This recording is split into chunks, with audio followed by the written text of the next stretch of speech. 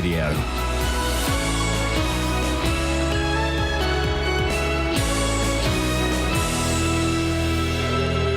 It's 6 o'clock. I'm Simon Oxley. The headlines: carers say their own health is getting worse. 2 major fires in Milton Keynes and homeless shelter shut down in Bletchley.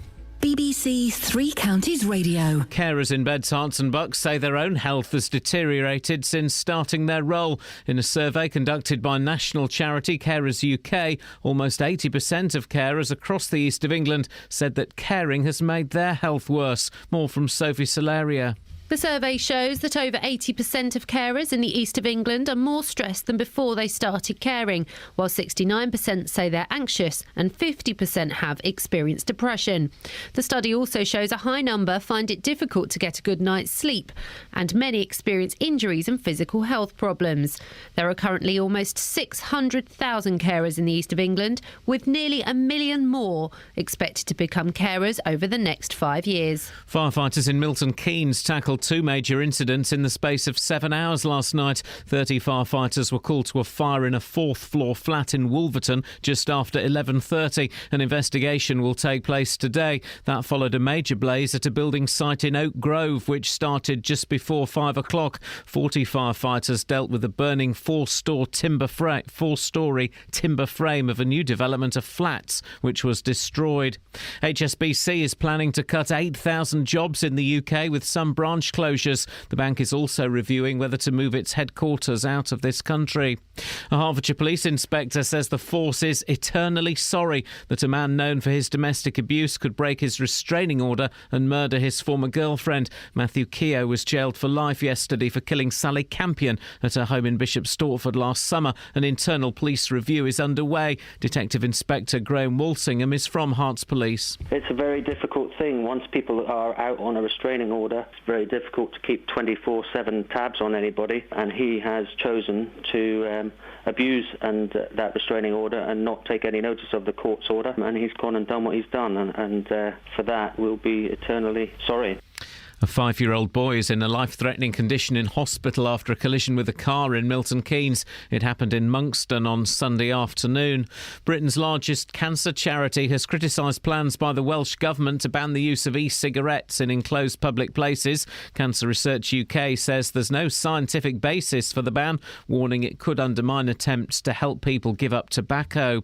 A homeless shelter in Bletchley has been shut down by Milton Keynes Council. St Mungo's housed vulnerable 16 to 21-year-olds. More from Barry Caffrey. The shelter has been a home and a place of recovery for hundreds of homeless young people in Milton Keynes. But for years, residents have complained of antisocial behaviour problems, including fighting on streets and people shouting in the middle of the night. Milton Keynes Council say St Mungo's was closed because it didn't have the right planning consent, but it confirmed that complaints from residents about antisocial behaviour did play a part in the closure. In sport, England's women begin their World Cup campaign this evening against France in Canada. The weather dry with sunny spells, a maximum temperature 16 degrees Celsius. And you can get the latest news and sport online at bbc.co.uk/3 counties.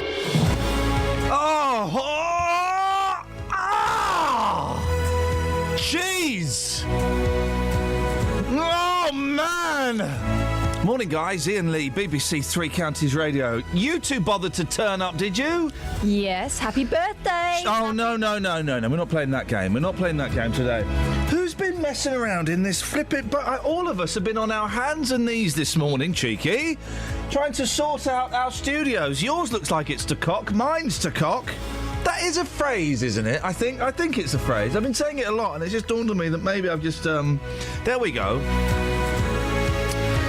News, stories, potholes, statements from councils. That's pretty much local radio. Pretty much. Across Beds, Herts and Bucks. Oh, no, on other local radio shows, the council goes on. Why? Because they kiss their bums. They kiss their bums. Great to have you back, Kelly. Thanks, Mum. Oh. Cajun? Yeah.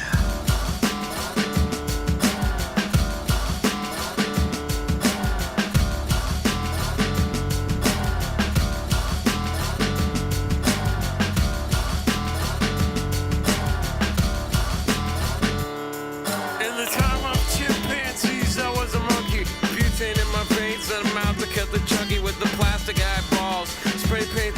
Bulls dog food stalls with the beefcake pantyhose. Kill the headlights and put it in neutral. Stock car flaming with the loser and the cruise control. Babies in Reno with the vitamin D. Got a couple of couches, sleep on the love seat. Someone came saying I'm insane to complain about a shotgun wedding and a stain on my shirt. Don't believe everything that you breathe. You get a parking violation and a maggot on your sleeve. So shave your face with some mace in the dark. Saving all your food stamps and burning down the trailer park. Yo, cut it. So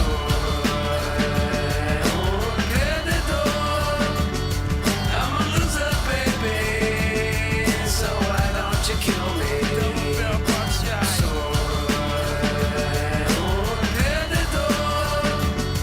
I'm a loser, baby. So why don't you kill me? Forces of evil and a bozo nightmare. Ban all the music with a phony gas chamber. Cause one's got a weasel and other's got a flag.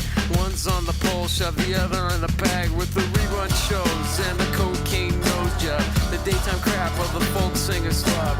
He hung himself with a guitar string. A slab of turkey neck and it's hanging from a pigeon wing. But get right if you can't relate. Trade the cash for the beat, for the body, for the hate. And my time is a piece of wax falling on a termite who's choking on the splinters. So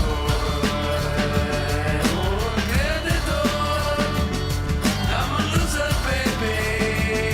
So why don't you kill me? Get crazy with the cheese whiz. So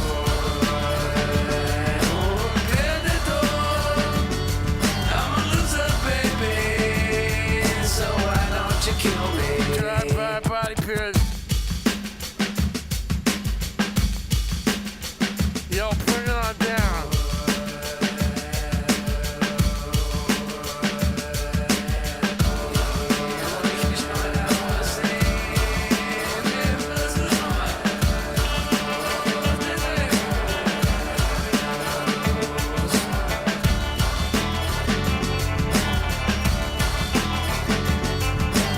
I'm a driver, I'm a winner.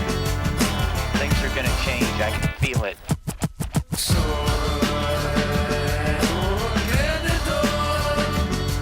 I'm a loser, baby. Right home. So why don't you kill me? I can't believe You must be joking. I'm a loser, baby. Disgusting. So why don't you kill me? So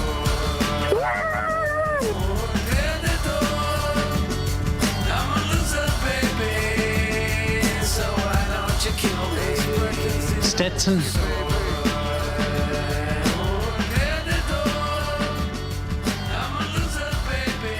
Isn't YouTube difficult to navigate? I'm trying to. It don't matter. It's not really important to anything apart from me and my sad old life. Morning, guys. We'll speak to those monkeys in a minute, but it's great to have you back, Kels. Thanks, Mum. There we go. Now, you're more likely to see a decline in. You're more likely to see a decline in their own. Hang on a second. Is that the beginning? Have I got the? Have you done it wrong? Your own health is that supposed to be? What does it matter? Is that you that's muffed up? Well, unbelievable. Soz. Not me. You should be apologising to. Sorry, listener. Thank you very much indeed. You're more likely to see a decline in your own health if you have to look after a loved one. That seems to be the suggestion from a new survey from Carers UK, who found almost 80% of the 253 people they questioned in the east of England had developed their own problems after taking care of someone else. Well, Andrew Kay is from Independent Age, a charity representing the older people in our society. Morning, Andrew. Good morning. Does this kind of tally up with what you'd expect? Unfortunately, when people do become a carer, all too often they can experience debt, financial hardship, stress, and even relationship breakdown without help and support. And what our survey with carers this shows the huge variation in the support received by carers in their local community. So this year we're calling on communities, services, GPs, whoever really, to make sure they're doing everything they can to reach out to carers, make sure they're adequately supported. For those who haven't had to care for someone in an extended period, why is it so stressful? Why might it have an impact on their health? Well, significant numbers of carers actually take on a caring role quite suddenly. Perhaps their loved one has had a stroke, Maybe someone's experienced a new disability quite quickly. And it can be a whole change to one's life. And there can be extra costs to caring, the regular medical appointments. And also, far too often, unfortunately, people find that they're no longer able to work, which can have a really significant impact on their income. So what we find is that actually when carers provide round-the-clock care, 50 or more hours, say, a week, that can actually find that they're in bad health twice as much as people who aren't carers. And of course, we need to make sure that these people are okay and that they're healthy, because of course carers actually save the nation about 119 billion a year, it's estimated, which is more than we spend on the NHS. And there's also, I would imagine, a number of people that bizarrely don't realise they are actually carers.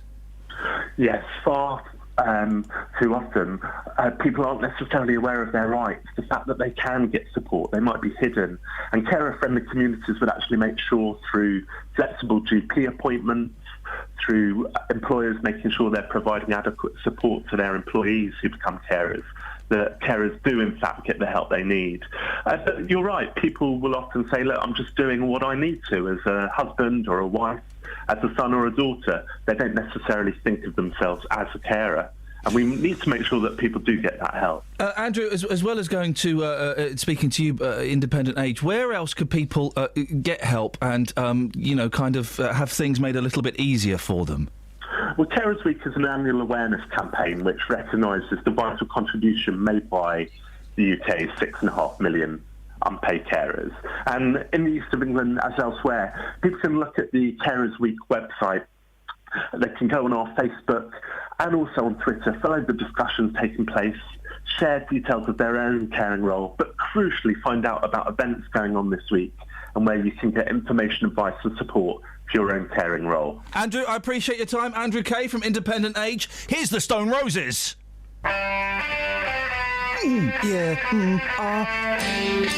Ever feel like you've been had?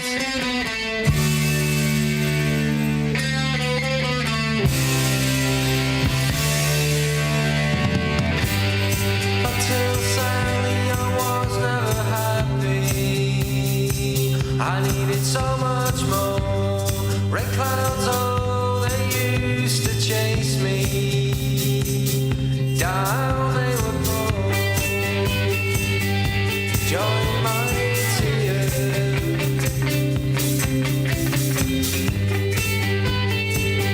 Allay my fears. Sent to me from heaven, soundly cinnamon, you're my world.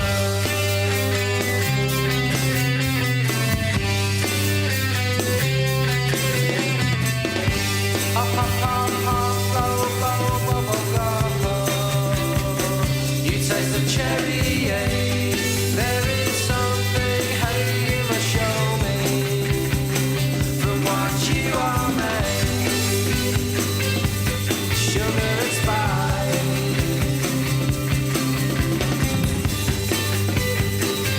and all things nice.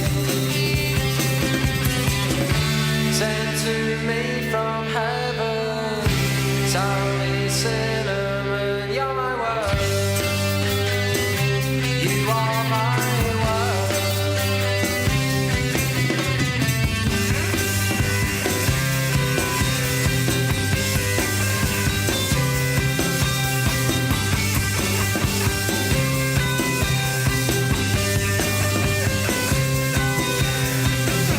Your eyes are gazing back from every little piece of glass. You seem to smile from every place of cinnamon.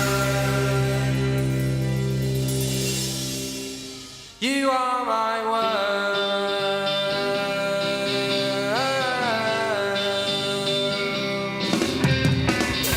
Then I put the letter back in the place where it was found. In the pocket of a jacket on a train in town. Sent to her from heaven, soundly cinnamon, you're her world.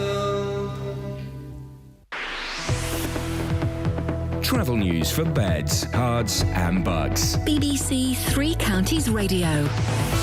On the North Orbital Road in Bricket Wood at the M25 junction 21A roundabout, that's starting to look busy, but no problems have been reported on the M25 itself. In Amersham on Wealdon Lane, there's electricity works going on at New Road, so that could cause some delays later. And in High Wycombe, expect it to be busy later on the A40 London Road. It's been closed in both directions between Stewart Road and Marlow Hill for roadworks. The surrounding area in High Wycombe might be very busy. There's no reports of any problems on the trains. Samantha Bruff, BBC Three Counties Radio. Thanks, Sammy. 6:15. It's Tuesday. It's the 9th of June. I'm Iain Lee. These are your headlines. How's things going? All right? Nice. Carers in Beds, Hearts and Bugs say their own health has deteriorated since starting their role. Firefighters in Milton Keynes tackled two major incidents last night.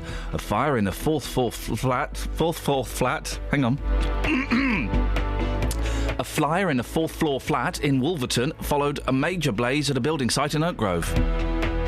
And HSBC is planning to cut 8,000 jobs in the UK with some branch closures. BBC Three Counties Radio.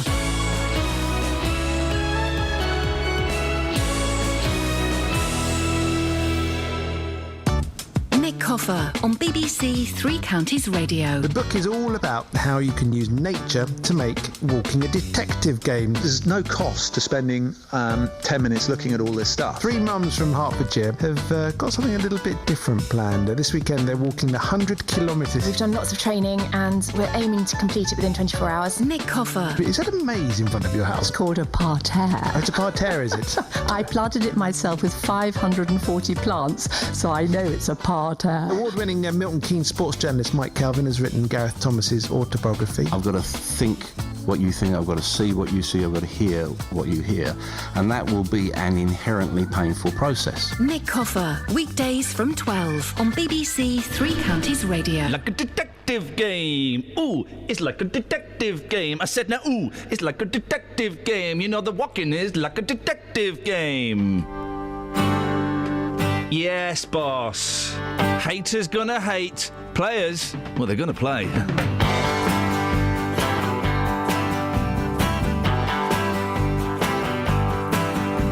Mama's got a squeeze box she wears on her chest, but when Daddy comes home, he never gets no rest. 'Cause she's playing all night, and the music's alright. Mama's got a squeeze box, Daddy never sleeps at night.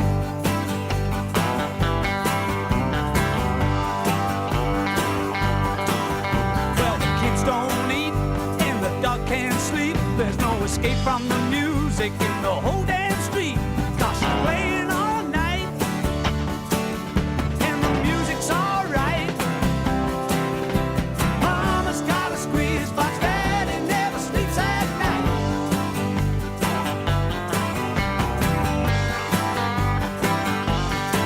She goes in and out and in and out and in and out and in and out. She's playing all night, and the music's alright. Mama's got a squeeze box, Daddy never sleeps at night.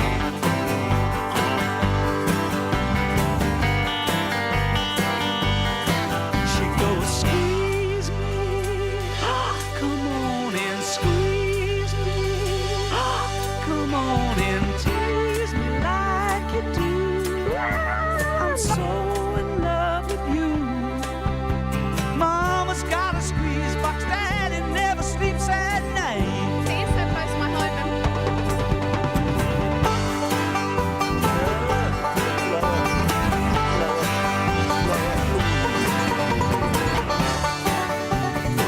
I've got my bottom track. Some videos of me on. The blood shake back away from this.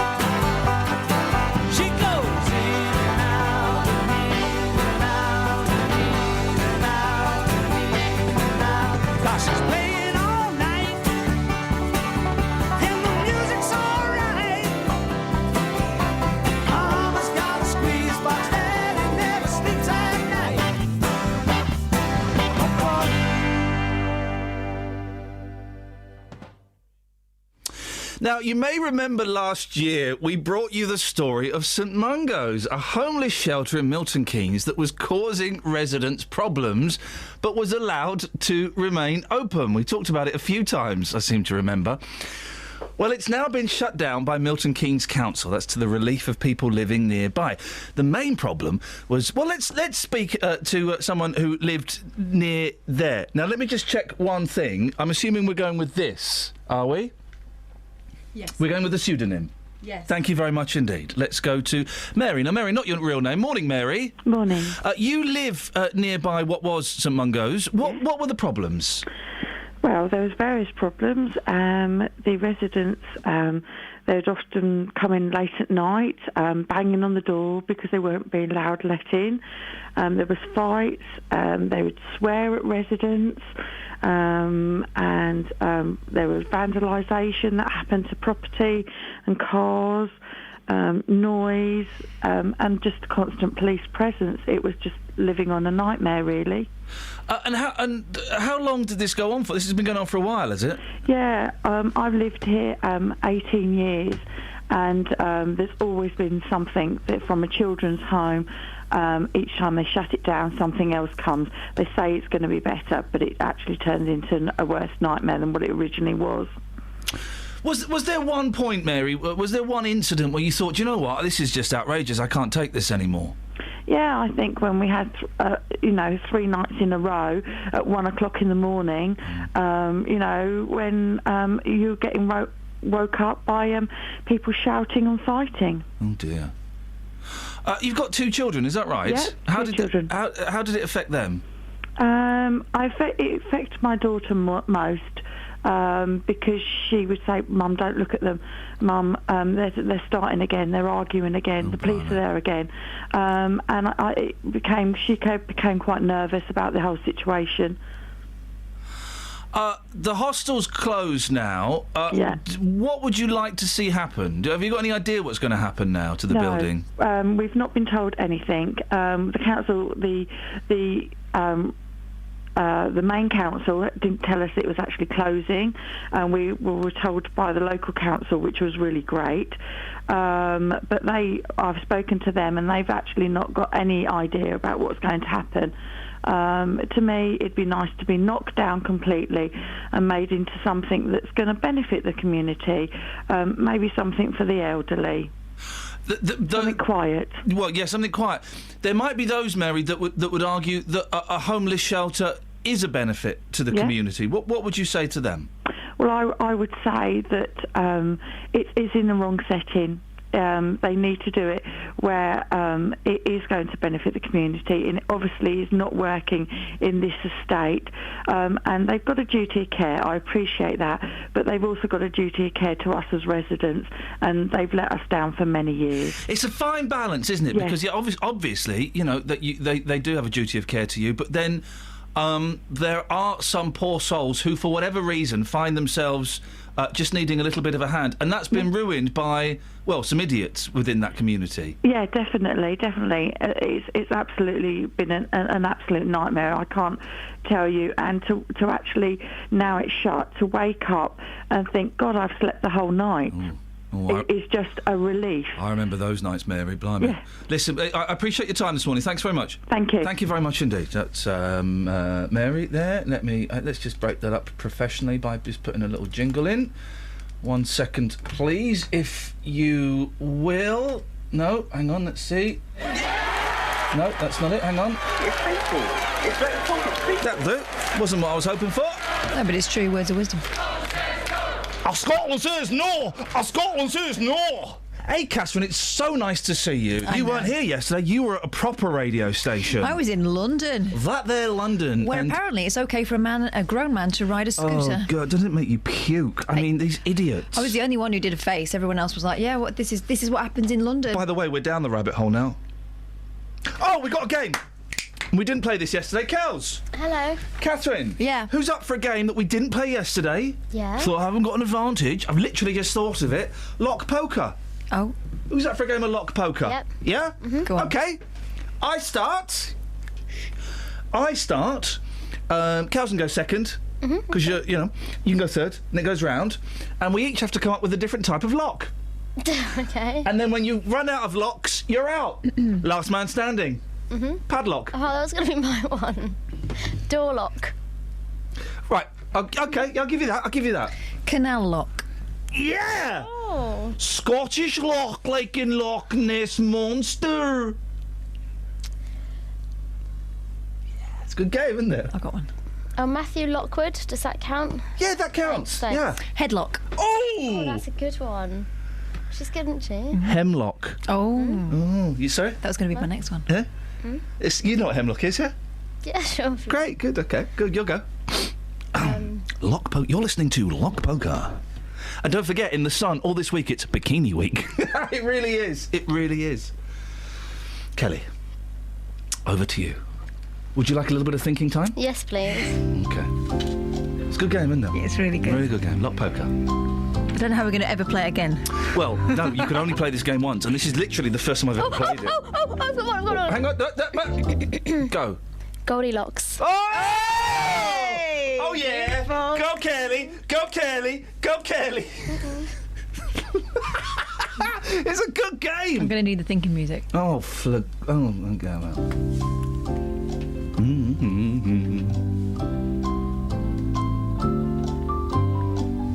I've never seen Kelly think so much. Look. I think that's Kelly's poo face. Oh. We're stopping the clock. A locket. Huh? Yeah, okay, yeah. Wait. What type of locket? One of them necklace ones. Okay. What other types of locket are there? I'll tell you on my go. Oh, she's clever. She's good, isn't she? Yeah. She's learnt from us. Or is she? Let's wait till our we go. little girls. I'm so proud of her. She's learnt our devious ways. Your turn, Ian. Okay. I've got another one. Well, I'm in China. In the 60s. Oh, no. What, you saying I can't have lock and roll? You saying I can't have that? You can't have that. Oh, Harrow? What? 2:30. No. Okay. Rubbery. No. Thank you very much. Oh! Go, Ricky! Go, Ricky! Go, Ricky! So, my pub, you're all invited to a lovely lock-in. Beautiful. Yes, we have you. Oh, look at Kelly pretending she's taking a phone call. It's all right, I put them on hold just to say lockets. Oh, Which kind of lockets? Throats, sweets. Throats are wheats. She said throats are wheats. Isn't this more fun than it should be? I hope you're having as much fun at home as Here we're we go. having. Yeah. My favourite office prank. Yeah. Caps lock. Oh, she played dirty. Okay, I need to have a little bit of thinking music now. Hang on a second. What did we say yesterday when we played this? What? Nothing. She's music. What did I say yesterday? But you didn't get this far with them. No, didn't at all. No, plums.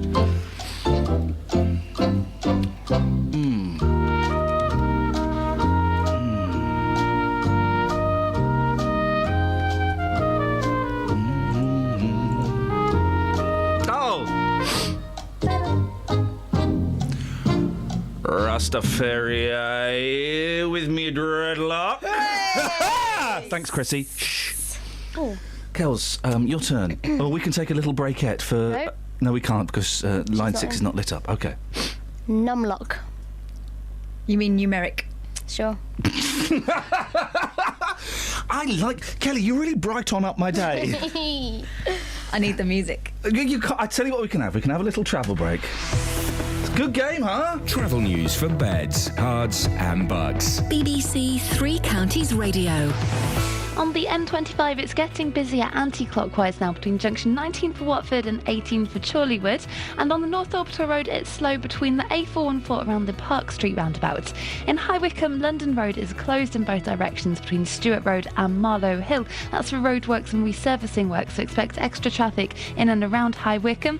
And in Bishop Stortford, on the Bishop Stortford bypass, there's temporary traffic lights between the M11 junction 8 for the Birchanger services and Stansted Road, so that could also cause some delays. But no reports of any problems on the train so far. Samantha Brough, BBC Three Counties Radio. Across beds, hearts and bugs. This is BBC Three Counties Radio.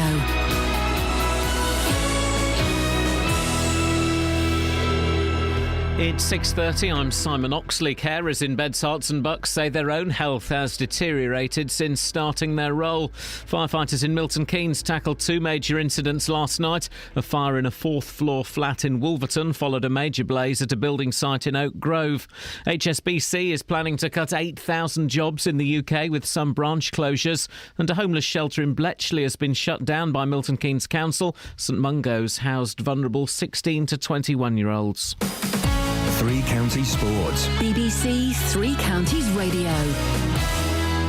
England begin their Women's World Cup campaign this evening against France in Canada. France, ranked third in the world, are one of the favourites for the tournament. Aylesbury's Ellen White could feature for England. Captain Steph Houghton believes her side can go all the way. We can't come to a tournament and not believe, and I think we know that we've prepared fully. We know that we've worked hard. We know that we believe and trust in the game plan that the manager's given us, and I think if we stay together, and there's no doubt that we've got some players that have got world-class ability, and it's all about performance. So as a captain of this side, and I fully believe that we have the players to potentially go all the way. The new Stevenage assistant manager Kevin Watson says they will try and play a different style of football next season. Watson will work alongside new boss Teddy Sheringham when the squad return to training. Hopefully we can take the club a little bit further forward than where they've been. I mean, they've had terrific times under Graham Wesley. I think that we're gonna try and play a little bit of a different way to what Graham did, and that's no disrespect to him because he had a very successful time at the club. But we want to move it forward and we want to be successful, and I think we can be. England's cricketers start their 5-match one-day series against New Zealand at Edgbaston today. Here's Pat Murphy. New Zealand the favourites for the first time in the one-day series over here, and deservedly so. Their vibrant displays in the World Cup forced England to realise how far behind they were in terms of approach and tactics. And Owen Morgan, the captain, admits taking a leaf out of the Kiwis' book. He's got the 14 players he wanted for this series, many of them very inexperienced at this level, and promises the public that at least his team will entertain. Well, that would be progress at least after losing 7 of the last 8 one-day series and a dreadful World Cup. BBC Three Counties News and Sport. The next full bulletin is at 7. Call 08459 455 555. BBC Three Counties Radio. Hi guys, we're playing Lock Poker, where you have to name as many different locks as you can. Kelly, you had the last go. Just remind us what you ended on. You don't remember, do you? Yeah, numlock. She means numeric. I would have said number lock. I think it's numeric. Don't matter. Well, I mean, the same thing. It just says numlock on my Num keyboard right Birdie here. num nums. Yeah. Okay, Catherine, it's your turn. You were struggling before, but and you then think you've Sammy got one. Brough inspired me. Here we go. Total gridlock. Oh, yeah! Well, the thing is, guys, I hate to break it to you, but there's an incident at a non-specific airport. There isn't really, guys, but there is for the purpose of this lock. We believe that there are some very naughty people running around with things they shouldn't have, and so we're having to basically shut all the doors. This airport is under lockdown. Yay! He pushed the plunger. Oh gosh, I didn't. Honestly, and there are literally no plungers at any of the local airports. I don't think. I mean, you just can't tell these days. Kelly Betts. So playing rugby. Oh, she's been Googling. No. You don't know. She wouldn't rugby. go. I trust this girl. She brightens up my day. I sit next to this girl every day. I know how she works. There's different positions, Oh, wouldn't there? including locks. It's true. Is that actually a position? Yes. All right, fair play. I'm going to give her one. Okay. When? It's my birthday. I'll decide. Okay. So we're going into space with the last humans alive. Oh God, it's terrifying. Before we go, we need to decompress. We go through the airlock. Oh! You like that? Yeah, I do like that, and I just don't know how I'm going to beat that. Oh yeah, I do. With this one, it's the 1970s. It's the 1970s. I'm a young man. Never had a girlfriend, but I've got feelings. Of course I have. It's biology. You can't argue with that stuff. So what am I going to do? Well, I'm going to have to think of someone. Who? Oh, only 70s pin-up Heather Locklear. Boom! Boom! She was 80s, if not 90s. I don't really know who she is. Yeah. I don't really know who she is. She was married to Richie Zambora. Oh, Richie Zambora. I've got Ian's phone. Yeah. I'm trying to hack into it. Oh. Of course you are. Can't. Phone lock. Oh!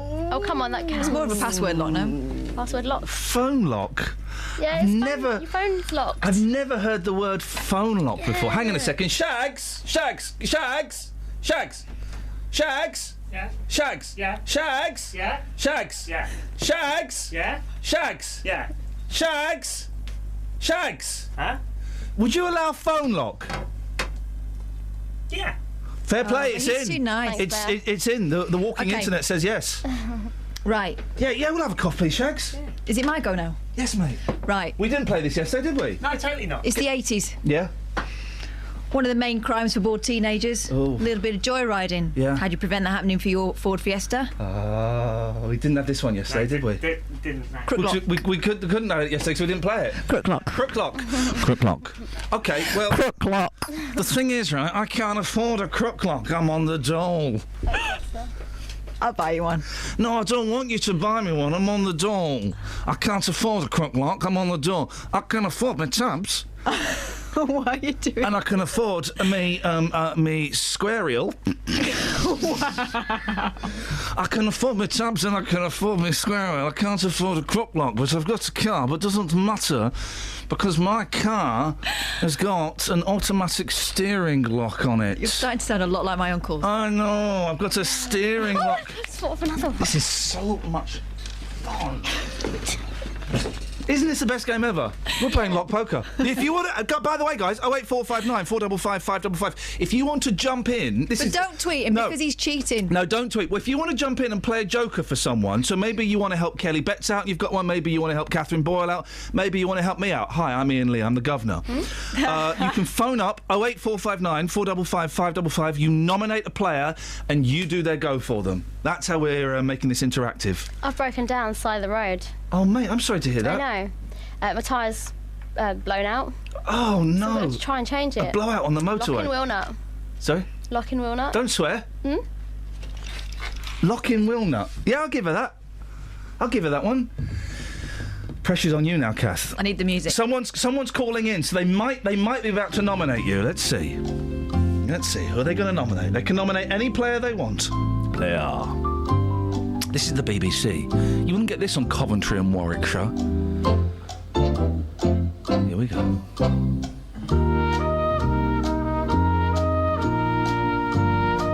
Oh, yes! Okay, go. Okay, wouldn't it be funny if we got the same one at the same time? Right. Okay. Okay then, boss. You've been having a really good time over the weekend. I have. A really good time. Having it large. You've been meeting some old friends. You've had a little bit of a chat. You've had a lot of a chat. Yeah. You've had so much chat that now you have... lockjaw. Oh, yeah, that's delicious. I want to just rub that one all over me. That is so delicious. I want to see Kelly's talking. Kelly, have you got someone who wants to play? Ray wants to help me out. Okay, is Ray on the line? No, he doesn't want to come on. Oh, Ray! He just wants to help you out. I don't think that's an offer for the game. Raymondo? I'm not sure what he is saying exists. Okay, well, it's my go. Okay. Do you want what he's saying? No, because I've got one, mate. All right. Oh, no, well, no, I've got one. If you choose to play Ray's suggestion and it's wrong, you're out. Yeah, Okay. that's... Just a warning. I'm not going to play it. So, I know these guys. They live in the woods. And just, they went out. There's a family, a mummy and a daddy and a little baby. Are they bears? Yeah, they're bears. Have I already said this one, mate? Yeah. Oh, no! Rewind! Anyway, another story. Let me think about it. That really balls things up. Hang on. Let me just think about it. Hang on.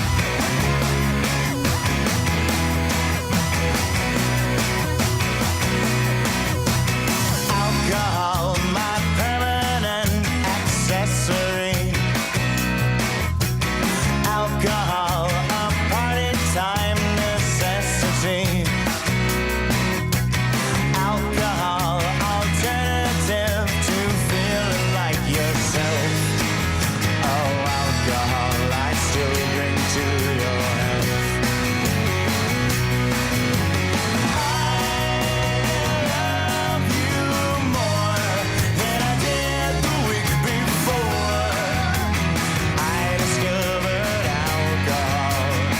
I got one! Forget the cafe lattes,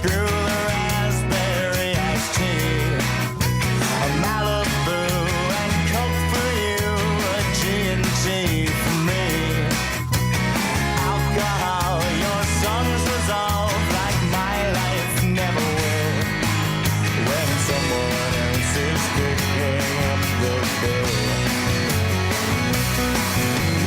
I love you more than I did the week before. I discovered alcohol. Oh, alcohol. Would you please forgive me while I cannot love myself? I'll use something else. I thought that alcohol was just for those with nothing else to do. I thought that drinking just to get drunk was a waste of precious booze. But now I know that there's a time and there's a place where I can choose to walk the fine line between self-control and self-abuse.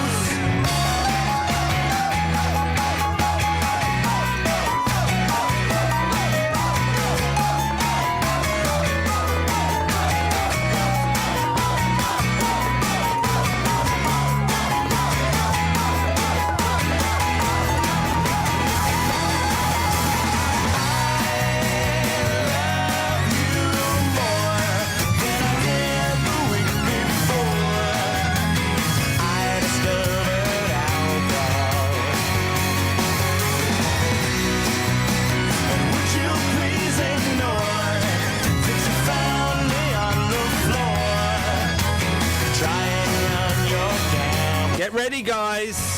Here comes 08459 455 555. You can nominate a player and play for them. We're playing Lock Poker. What was the last one you gave us, Catherine? I don't know, because you started doing one. No, the one before that you. I'm just building up the. I'm ramping it up. You don't remember? That's fine. Hang on. Oh, yeah, Lockjaw. Sorry? Lockjaw. Okay. Oh yeah, baby. So. Oh.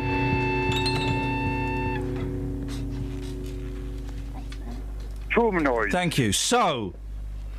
My turn. My go. It's tricky. It's tough. It really is a hard case to crack. But the answer is elementary, dear Watson. Oh, no, you can't. Sherlock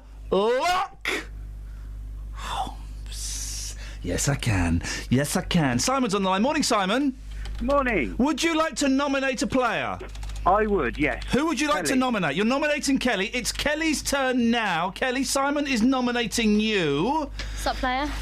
Now you have to, without knowing what he's going to say whether you're going to play his suggestion or go alone. Yeah, are you going to play Simon or are you going to play with yourself?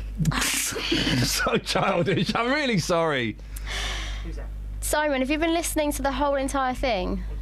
Not the whole entire thing, but I doubt very much that this one has been said because it would probably be a bit too technical. Oh, he's a boffin! We've got scientists listening to us. My mum will be so proud. Do you know what? I'm going to go. Play it, Simon. Play it. Okay then, matchlock. Sweet. We haven't had that, have we? Well, yeah, but what does it mean, Simon? Matchlock is a firing mechanism for a musket. He's right. Beautiful. Which stopped you using the taper to light it. Ever shot a man, Simon? Yeah. Wow. That escalated, didn't it? Dark turn, didn't it? We won't go any further, Simon. But Simon is calling us whilst on the run. Excellent stuff. You're through, Kelly. Well done. Thank you. Yvonne? Yes? Who would you like to nominate? Catherine. Oh, Catherine. Well, you know the rules. Are you going to, without hearing it, are you going to go with Yvonne or are you going to play with yourself? Can I ask the question? Yvonne, have you heard the whole thing? Most of it, yeah. How confident are you feeling? Fairly confident.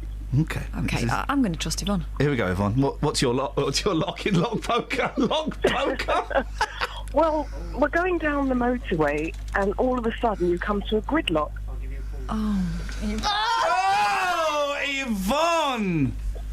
You obviously weren't listening to all of it. I'm afraid Catherine Boyle is out, Yvonne. Oh, no! Thanks for playing. I like the way you told the story, and I like the way you got Catherine out. Boyle, you all right, mate? You all right, Boyles? I always knew if you're listening, what would do it? She's out of the game. Graham's on the line. Morning, Graham. Morning. Well, who would you like to nominate? Whose go is it? All right, it's mine or Kelly. I've got one, so you can either do one for me or one for Kelly. Right, okay, mine is one of my favourite of the gangster Brit flicks. Lock, Stock, and Two... Lock, Stock, and Two Smoking Barrels. Lock, Stock, directed by Shane Ritchie. Graham? Yeah? Have you been listening since 6:30? This question means nothing because they always say they have. What, you have? Yeah, I have. I'm very confident in this one, Cal. Where do you live? I don't. Where do you live? Where do I live? Northampton. I don't know now. The phones have gone mental for Lock Poker. Do you know what? I'm going to go with it. Yeah, Go on, Graham. You're in the garage and you've gone to the lock-up. Nice. What? The lock-up. The garage. The lock-up? The lock-up, yeah. The garage is the lock-up. What does that mean? It's where you store your hooky gear. Oh, all right. So have you got any stolen videos, Graham? I've got loads. Ever shot a man? Twice. Oh. This is really taking a very tough... The phones have gone mental for this nonsense. It's just me and Kelly in the game at the moment, I'm afraid. Can I come back in? I'll make up a rule where we can resurrect you after this. Travel news for beds, cards and bugs. BBC Three Counties Radio.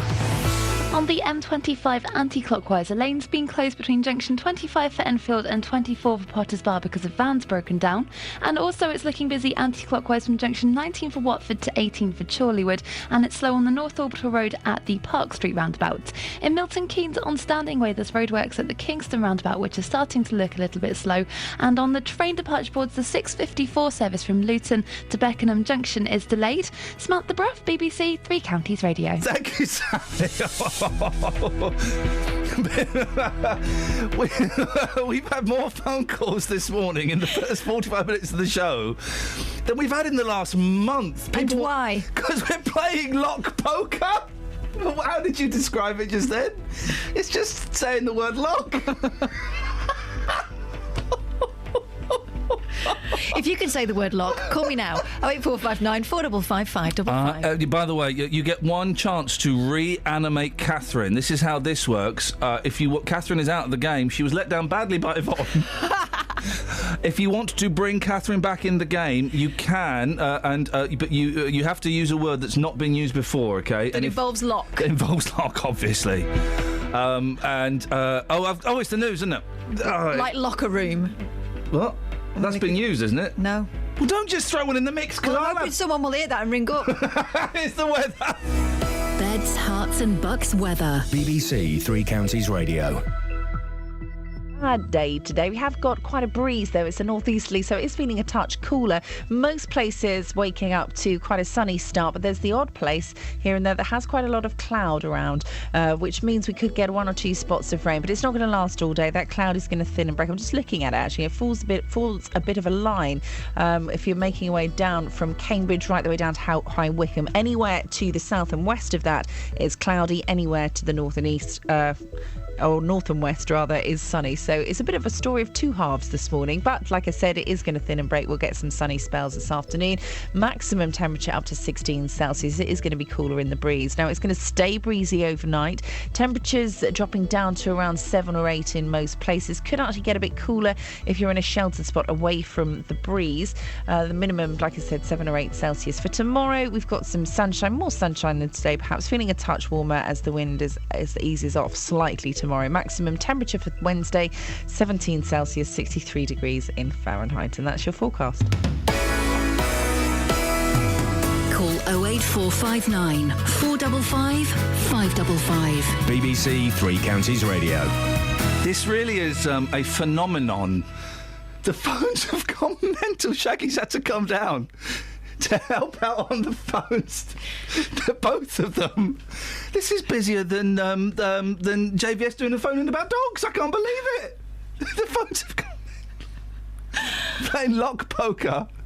Basically, you have to say a word that's got lock in, I think, but one that can't be done before. Now, Catherine, you're out of the game. Yeah. By the way, we're getting some celebrities phoning in that want to play. Dignitaries, if you will. Dignitaries. We'll come to those in a minute. If you're on the line, wait. Whose go was it? Not mine, because Right, I hang got on. done over Is by it your go, Yvonne. Kelly? No, Graham helped me out, didn't he? Okay, right. So it's Catherine. Catherine is out, but we can reanimate her. Now we've got two people that want to help. We've got Steve. Good morning, Steve. Hello. And we've got Kate. Morning. Now, Catherine, you can only pick. I'm making this up off the hoof. I don't know if you know. You can only pick one of either Steve or Kate to help you. If their word that they give us is invalid, i.e. it's been used before or it's made up, then you are actually dead. You'd have to take off a piece of clothing. Can we pitch for her to choose? Yeah. Oh, please do. Kate, and you pitch first. I have got a quadruple whammy for you. It will bring you back in the game with a bang. Oh, you're tickling my fancy, Kate. She is. I can see her fancy and it's been tickled. Steve, what have you got to offer me? Just trust a man to get the job done, Kath. Oh, I like that kind. You know that sexism always works really well with me. That's going to go down well, Steve. Catherine, who are you going to choose, Steve or Kate? Of course, I'm going to go for the quadruple offering from Kate. Okay, Steve, stay there because we might still use your services. Don't let me down, Kate. Kate, what have you got? Well, being a horsey girl myself, I used to have horses. Of course, the obvious choice was saw lock.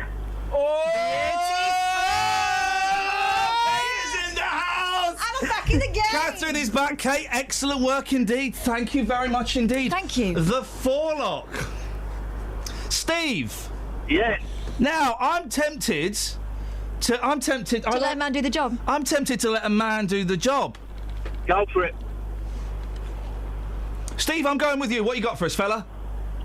Hose lock. The little thing that connects your hose pipe to your tap. Thing that connects your hose pipe to the tap. It is a hose lock, hose lock. He's right, Stephen. Thank you very much indeed. Stephen with hose lock. Beautiful. We've got a celebrity coming up for the next time around who wants... let's bring him into the game. Ladies and gentlemen, it's local councillor. It's Tom Shaw. Good morning, Tom. Morning, Iain. Tom, have you not got anything better to do, mate? On my way to work, mate. On my way to work. Now, it's me you want to help, is it? Yeah, why not? No, it wasn't. It was me. No. But I'll let you have him. No, right. Who do you want to play? It's Kelly's turn now, Tom Shaw. Who would you like to play with?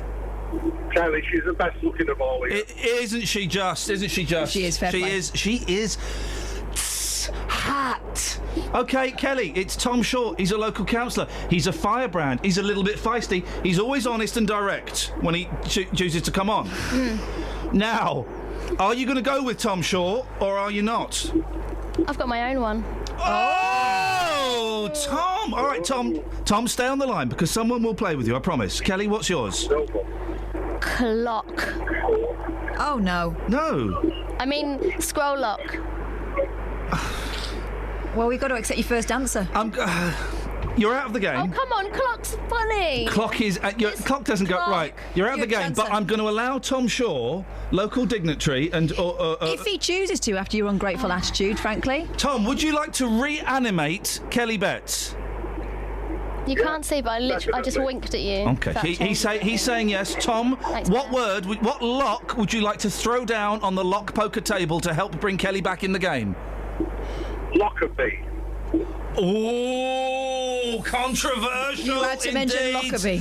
It's valid. We're all a little bit speechless, but of course Lockerbie is a beautiful, beautiful place. Absolutely. A beautiful place, tainted by tragedy, but let's not forget that it's a wonderful place. Tom, what's on the council table today, Tom? What are you sorting out? Housing. Good luck. Tom, you're a good sport. Thank you for calling in. Tom Shaw, thank you very much indeed. Lockerbie, I like it. Wow, look at that. Look at the council on your side. Is that a little bit of... I don't know if we're allowed to... Do we have to declare that as the BBC? Yeah, that was Tom Shaw from the council. Lovely. Catherine, your turn. Right. Here we go. Here we go. Deadlock. We've had that. No, you haven't. We've had that. No, you haven't. Have we had that? No, I you don't haven't. know. I don't All right, think so. well, I tell you what, while we decide whether we've had that or not... Do you want me to tell you the story about Deadlock? Well, yeah, sure. But while you're telling me the story, I'm just going to go and put my hat and scarf in my locker. Oh, a scarf in summertime! While you do that, I'm just going to get a lock of your hair and add it to my collection. No, you've already done lock. We've done Goldilocks. Goldilocks is different from lock of hair. Oh, Goldilocks is completely different. Let's go to the arbiter. It's the human Wikipedia. Yeah, it's different. There we go. He's too nice. No, he's not. You'd all be out. as far as I'm concerned. all right, Redhead. So would I. Okay, it's your turn, Catherine. All right, here we go. Here we go, guys. All right, eyes down for a full house. Picture the scene, right? The scene is being pictured, boss. For some reason, we've decided the most excellent way of team building is for us all to get boiler suits on and go down into the Crystal Maze. We're in the Aztec zone. I've managed to get across 1, 2, 3, 4 large panpipes. Yeah. On the 5th, I overcompensate for the gap because I've got short legs. And I'm in the water. You know what that is, my friend? Yeah. It's an automatic lock-in. Hey! Well, we've had lock-in. No, automatic lock-in. I don't have a story for this. Make one up. This is getting hard. Can someone help me out? 08459 Not said that for a long time. 555. I don't know what this is. Okay, we'll make a story up about not knowing what it is. I think it's part of horse. I think when I become vet, I go to part of horse. I don't know what you're going to say. And I call it, excuse me, what is that? And the horse say fetlock. It's a fetlock. Hey, fetlock, thank you. Right? It's a thing. Oh, look at Kelly pretending to take a phone call. How convenient. How convenient. How convenient. Don't, guys, this will go on all morning. Yeah. Don't you worry. Oh, hang on a second. Oh, sometimes in life. Oh, my God. Oh, no! The computer's broken. There we go. Let's stop that. Right, OK. We haven't got time for a song because there's too many calls. Pedigree Pete's on the line. Pedigree Pete. Hello, my friend. How are you? I'm good, thank you. It's Kelly's... Who do you want to play with? Whoever's next. It's Kelly's next. Kelly, do you want to take Pete? Yes, please. Pete, away you go. Have you been listening to the full thing since 6:30? I certainly have. Okay. It don't matter now. We've got 3 minutes to go. Yeah. Right. Okay. I was in that. I was in a dungeon many moons ago, and I came across a warlock. Oh, yeah. Kelly, you can only keep that if you know what a warlock is. Yeah, it's one of those things. Like a thing. No. Yeah. It's a person.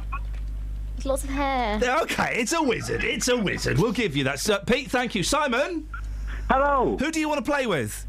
Who's next? Catherine. Me. That'll do, Catherine. You going to take him? Can you take Simon? That'll do has been said to me before. Go on. Okay, then. A diff lock. Oh. Tell me the story that goes with that.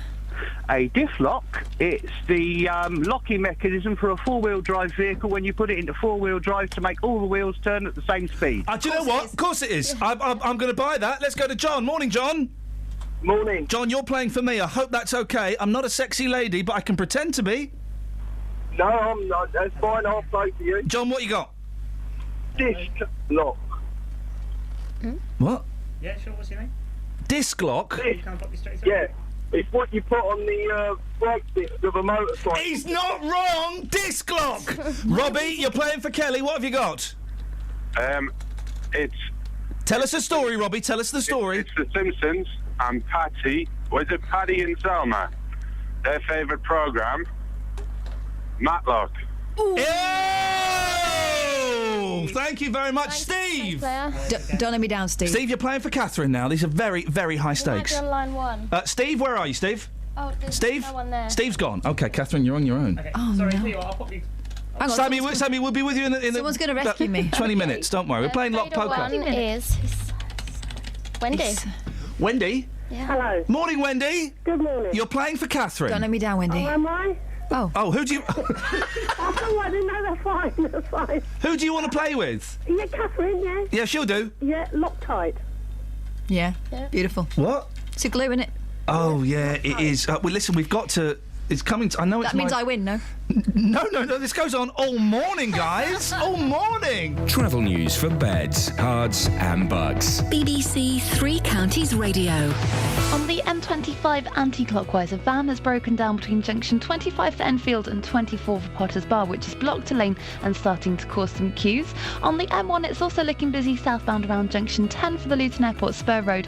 And looking at the speed sensors into Aylesbury on Aylesbury Road, it's looking really slow from the Golf Centre all the way to Douglas Road. On the train departure boards, the 7:27 train from Milton Keynes Central to Manchester is cancelled. Samantha Bruff, BBC Three Counties Radio.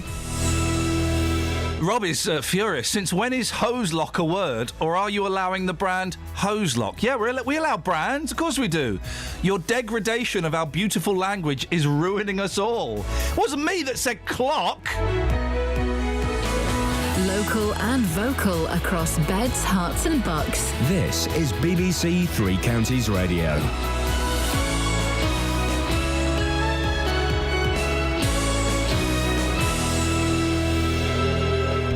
It's 7 o'clock. I'm Simon Oxley. The headlines: carers say their role makes their own health worse. 2 major fires in Milton Keynes and homeless shelter in Bletchley closed down. BBC Three Counties Radio. Carers in Beds, Herts and Bucks say their own health has deteriorated since starting their role. In a survey conducted by national charity Carers UK, almost 80% of carers across the east of England said that caring has made their health worse. More from Sophie Solaria.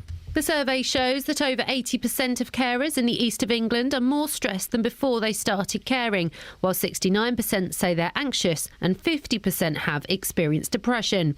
The study also shows a high number find it difficult to get a good night's sleep, and many experience injuries and physical health problems.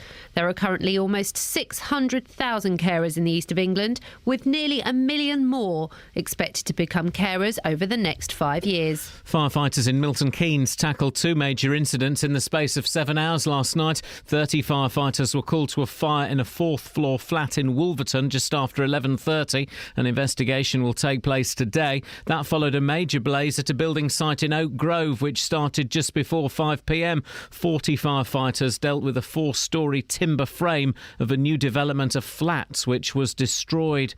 HSBC is planning to cut 8,000 jobs in the UK with some branch closures. The bank is also reviewing whether to move its headquarters out of this country. A Hertfordshire police inspector says the force is eternally sorry that a man known for his domestic abuse could break his restraining order and murder his former girlfriend. Matthew Keogh was jailed for life yesterday for killing Sally Campion at her home in Bishop Stortford last summer. An internal police review is underway. Detective Inspector Graham Walsingham is from Herts Police. It's a very difficult thing. Once people are out on a restraining order, it's very difficult to keep 24/7 tabs on anybody, and he has chosen to abuse that restraining order and not take any notice of the court's order, and he's gone and done what he's done, and for that we'll be eternally sorry. A 5-year-old boy is in a life-threatening condition in hospital after a collision with a car in Milton Keynes. It happened in Monkston on Sunday afternoon. Britain's largest cancer charity has criticised plans by the Welsh Government to ban the use of e-cigarettes in enclosed public places. Cancer Research UK says there's no scientific basis for the ban, warning it could undermine attempts to help people give up tobacco. A homeless shelter in Bletchley has been shut down by Milton Keynes Council. St Mungo's housed vulnerable 16 to 21-year-olds. More from Barry Caffrey. The shelter has been a home and a place of recovery for hundreds of homeless young people in Milton Keynes. But for years, residents have complained of antisocial behaviour problems, including fighting on streets and people shouting in the middle of the night. Milton Keynes Council say St Mungo's was closed because it didn't have the right planning consent, but it confirmed that complaints from residents about antisocial behaviour did play a part in the closure. In sport, England's women begin their World Cup campaign this evening against France in Canada. The weather dry with sunny spells, a maximum temperature 16 degrees Celsius, and you can get the latest news and sport online at bbc.co.uk/3 counties. Thank you, Simon. Morning, Iain Lee, BBC Three Counties Radio. If you've just tuned in, well, you've missed... what have you missed? What have they missed, Catherine? It's hard to explain. You've missed the word game that could end all word games. Well, it could end our radio career. Lock poker. I mean... How do you play lock poker? Poker? I'm not sure. Basically, you've got to come up with different versions of the word lock. Yeah. It's going to get trickier, though, as the morning goes on, because people won't have heard the first hour. It's going to get tricky as the next 3 months goes on. This game is a winner. By the way, I just had a phone call from my little boys who phoned up and sang to me, and then my eldest just said, Daddy, I had the worst dream ever last night. I said, what happened in it? He said, I got stolen. And then the phone went dead. And I tried to call back and there was no answer. This is like the start of one of those movies. It's a Liam Neeson film. I will find you. across Hearts and Bucks. This is BBC Daddy, Three Counties. I had the worst dream ever. What happened? I got stolen. He's only 5. Have we got any Texas? Oh! I forgot about that element. I of the know. It'll be full of locks. You know that now. programme. You reckon? If you want to give it... By the way, we've had more phone calls this morning in the first hour than we've had in the last month. 08459 455 555. And do you know who I've spoken to this morning? Yeah. Prolific tweeter Zoe Lee. Oh, morning, Zoe. So we're going to get her on in a bit. Beautiful. So, yeah, I'm just stalling because, as you know, I'm never ready with the text. We've also got a legend coming in. I say legend, he's not a legend. Ladies and gentlemen, Pete Heat is in this building. He's there, look. How tall is he? How tall is he, isn't he? I told you this, look. Look. Get Kelly to stand next to him when she's finished on the phone. That would be funny. Get a picture of Kelly stood next to a tall man. I want my small friend next to my tall friend. That'd be funny, man. That'd be funny. Kelly, stand next to Pete. Stand next to Pete. It's going to be like the Guinness Book of Records. It is. It's like when that Malaysian Look at that! It's like when the Indian woman meets the Malaysian man. Pete is a brilliant magician, and we'll get him in a little bit, and we're going to take him out on the streets with Ben as well to do a little bit of magic. He's brilliant. At Pete Heat, if you want to follow him on Twitter. Well, let me do some business, and then we'll get Pete in. And I'm not quite sure how. Can you do magic on the radio, Pete? Do you reckon? You can. Yeah, he's given us the thumbs up, which means he doesn't understand the basics of radio, so that could be troublesome. Can you do tricks on the radio? Am I on a mic? Yeah, I can hear you. Yes, I can do tricks on the radio. No pressure then, no pressure. All right, we'll have a bit of Pete in a second. Before that, though, you're more likely to have health problems if you become a carer. There's a segue. It would seem to be the conclusion drawn from the latest survey from Carers UK. Of the 253 people they questioned, almost 80 said that their health had declined since taking on the role, and half said they were suffering with depression. Well, Maria Butcher is a carer from Hertfordshire. Morning, Maria. Good morning. Thank you for joining in what is basically nonsense this morning, and I appreciate you bringing a little bit of sensibleness to us this morning. You're a carer. Who do you care for, Maria? I care for my husband. Tell us about your husband. What's his name and what's the situation? His name's Lawrence, and the situation is that when I met him, he was already diabetic. Excuse me. But what we've coped with is that he lost his sight, and it was not just a sort of overnight thing. Well, it was deteriorating through the diabetes, but he had a series of operations, and one of which, sadly, he actually lost his left eye through the operation. So he actually then had to cope with blindness properly, with nothing in the left eye. Obviously, it's a plastic left eye, and very little in the right, indeed. And while that was all going on, that's a very distressing thing for anyone to go through. Yeah. It was unbelievable. Very bad depression, clearly. You know, I mean, this was a complete change of lifestyle and possibilities. And he was a carpenter. Well, he is a carpenter, I should say. And suddenly, you can't do half of or anything of what you could. How long ago did he lose his sight, Maria? I'm just trying to remember. It was a gradual process, and then the actual loss, I think, was about in 2005. I think when he actually lost the eye. And so, as a carer, what does he rely on you for, and how do you help him day to day? Well, of course he can't drive. Obviously, that's one of the hugest things for him. So I drive him anywhere he wants to go. That includes all the appointments, of course, hospital appointments and so on. Also, I mean, I do mostly everything in the house. It's a question of, can't read something like we get a piece of equipment. He's amazing what he can do, but he needs me to read how things work, perhaps, or whatever it is. He's hamstrung, really, to actually do it on his own. He needs somebody with him. Do you? What I'm going to say now isn't I had to care for my mum for a bit, and I'm not saying this as in any way derogatory to your husband, but do you feel that you have lost a part of your life, your freedom? Do you know what I mean? Oh, absolutely. Yeah.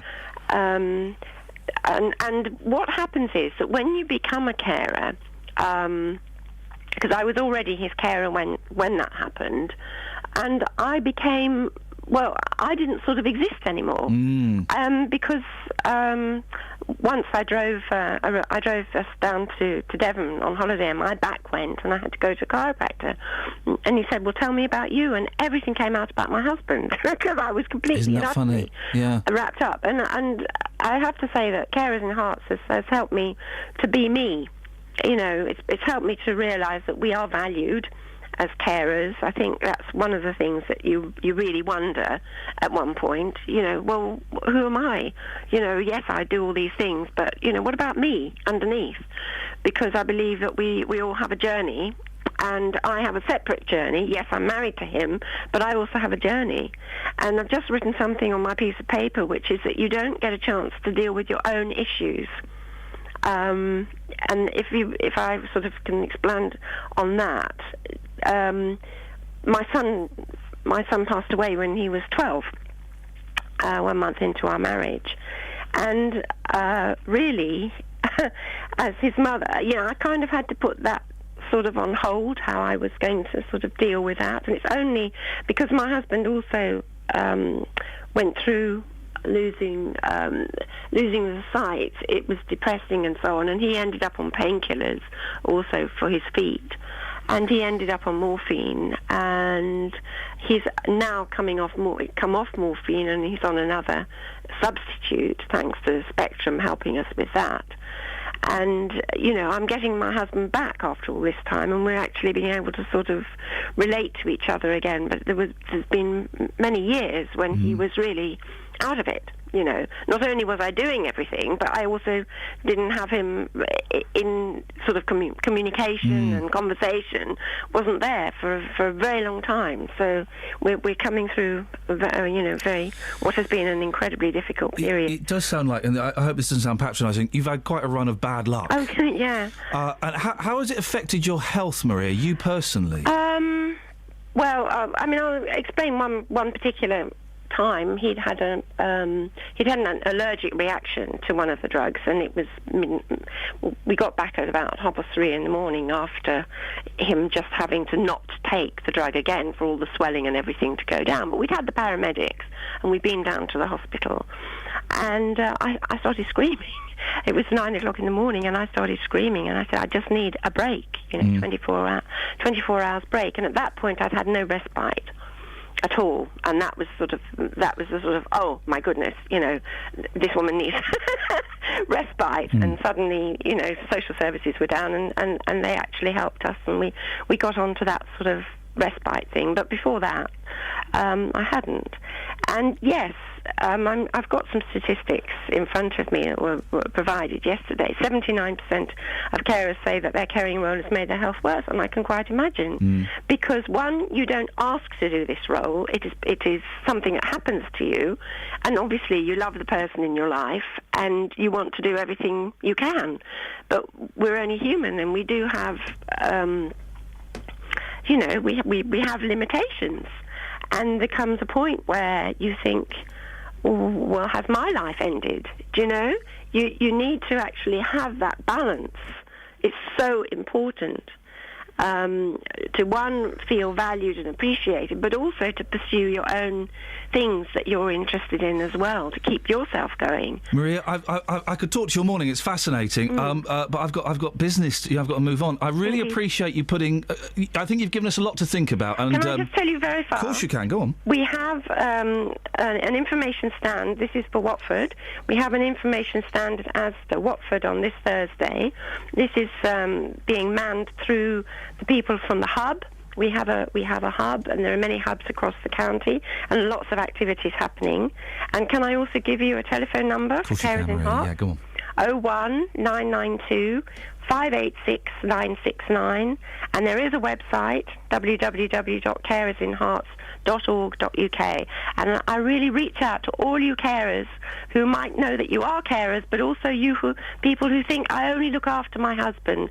Please consider yourself a carer. You're a hidden carer, but we need you to get in touch with this organisation which can help you. If not now, then when you need in the future, please. Maria, it's a brilliant message. Thanks very much for sharing with us. You're welcome. Thank you very much indeed. That's Maria Butcher. 08459 455 505. Zoe, you want to play lock poker? Stay there. Travel news for beds, cards and bugs. BBC Three Counties Radio. On the M25 anti-clockwise, there's been an accident just before junction 20 for Kings Langley, which is causing delays back from junction 21 for the M1, and it's causing a lane to be blocked. But anti-clockwise on the M25 between junction 25 for Enfield and 24 for Potters Bar, the lane closed there for the broken down van has now reopened. On the M1, it's busy southbound around junction 10 for Luton Airport, and looking at the speed sensors on the A5 southbound, that's looking quite slow from Lynch Hill approaching Markyate. On the trains, the 727 service from Milton Keynes Central to Manchester has been cancelled. Samantha Bruff, BBC Three Counties Radio. Thank you very much. Right, it's 7:16. It's Tuesday the 9th of June. I'm Iain Lee. These are your headlines on BBC Three Counties Radio. Carers in beds, hearts and bucks say their own health has deteriorated since starting their role. Firefighters in Milton Keynes tackled two major incidents last night. A fire in a fourth-floor flat in Wolverton followed a major blaze at a building site in Oak Grove. And HSBC is planning to cut 8,000 jobs in the UK. BBC Three Counties Radio.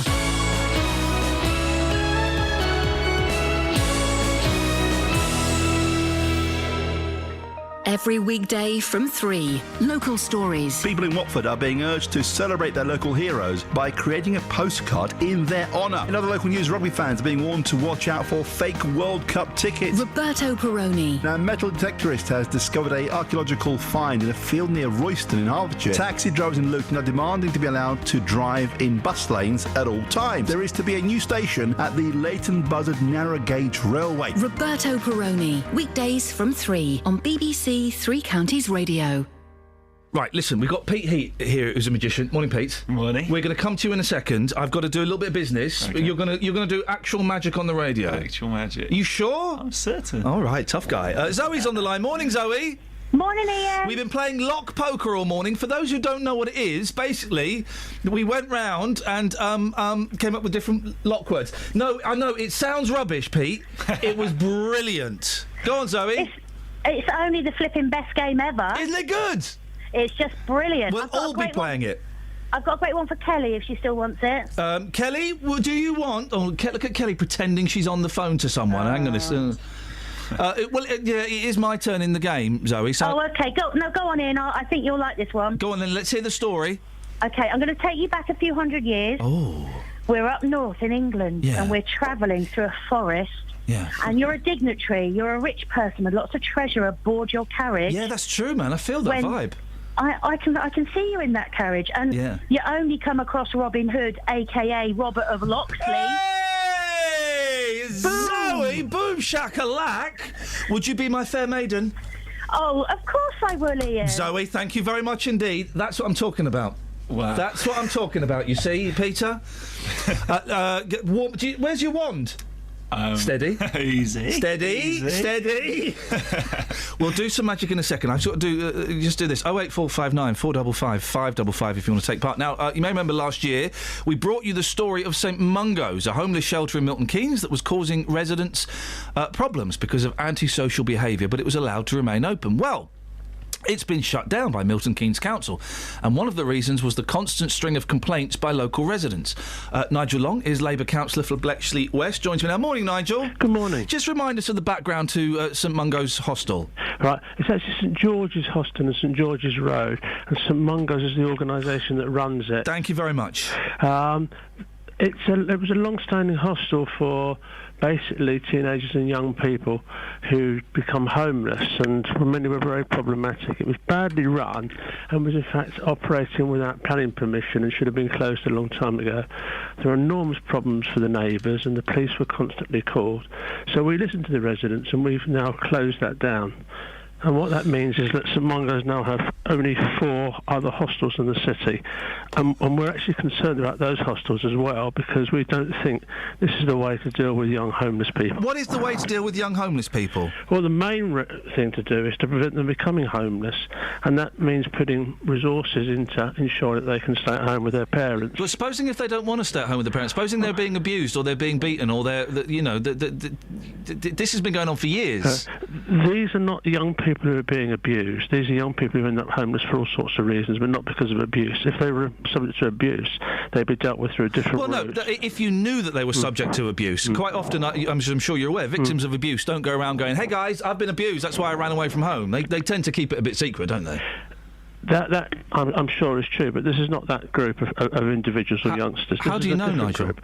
Well, because we know who's in these hostels, and we don't actually support the use of hostels for this group of people. We think people should live independently. We think people should stand on their own 2 feet, live independently, and be supported to live independently.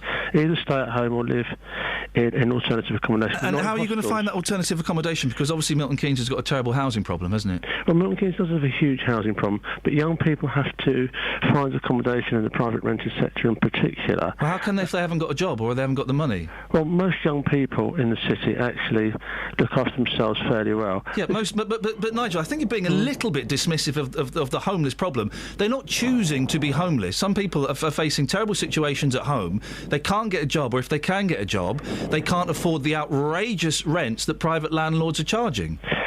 But is your plan to close all of the hostels? Well, I think we've got to find a better way of dealing with youth homelessness. Is your plan to close all of the hostels? We don't have that plan at this point in time. But you don't really agree with the ethos of hostels? No, I don't, and I don't for agree homeless with young any people. I don't agree with any kind of residential institution. Blimey! So I'm a young person, right? And for whatever reason, I can't stay at home. For whatever reason, I've got no other option. So what do you suggest I do? What, I go out and rent a flat?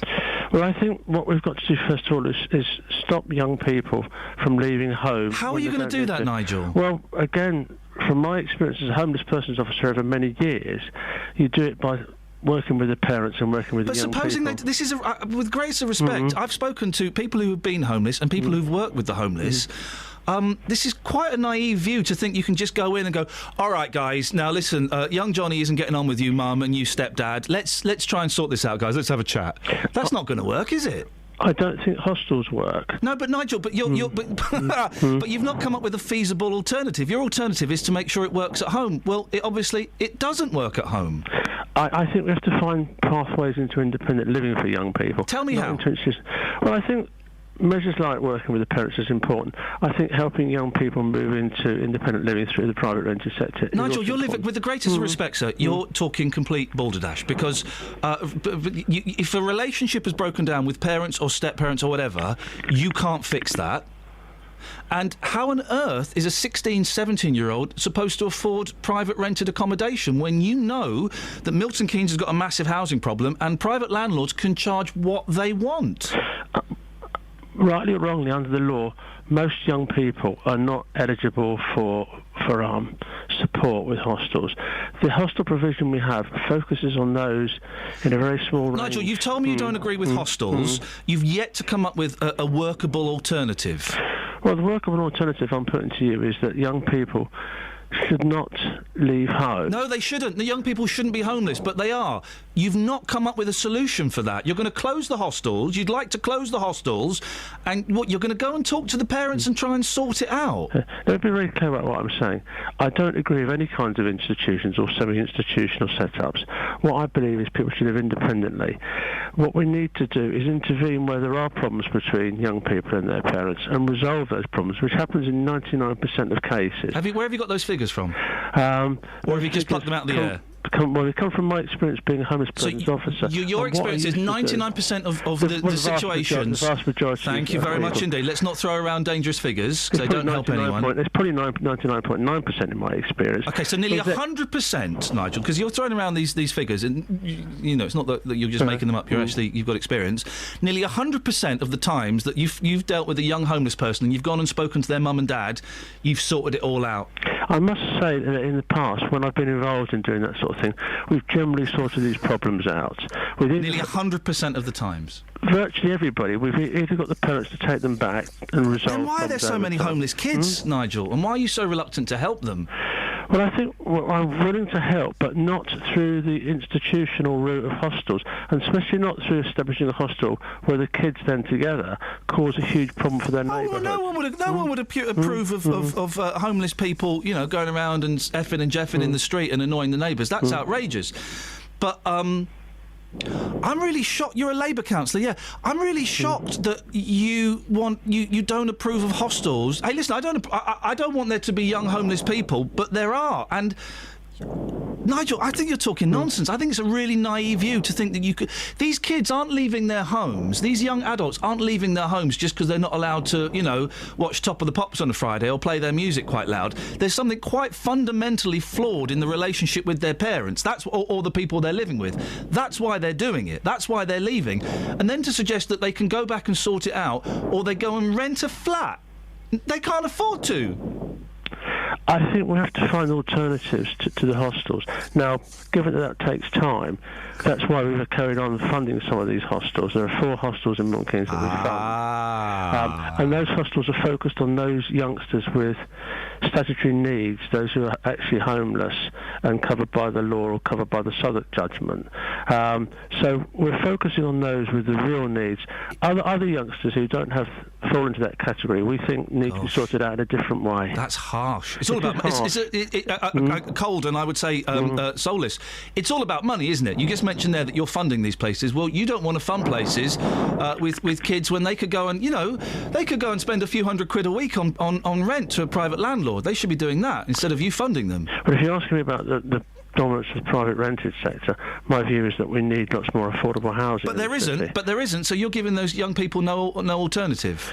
I don't think that institutional forms of support like hostels are the way forward. I think that's heartbreaking. I've never thought that. No, I think that's heartbreaking, Nigel. Well, you may think that. I think you've got to help people to live independently. I agree. I agree. And sending them back to homes where there might be abusive relationships with their parents, or they've broken down for whatever reason, or just saying, well, we're not going to help you, go and rent a flat from Dodgepot landlord. I think that's cold, and I think that's a terrible indictment of our society if that's where you want to take it. And that's not what I was saying. I was clearly drawing the distinction between those youngsters who might be subject to abuse or threat of risk. I think your definition of abuse is a little bit too narrow. Well, it may well be. Yeah, I think it is. I think that we can't carry on providing some institutional support for people. We've got to find different pathways. You're Labour. You're Labour.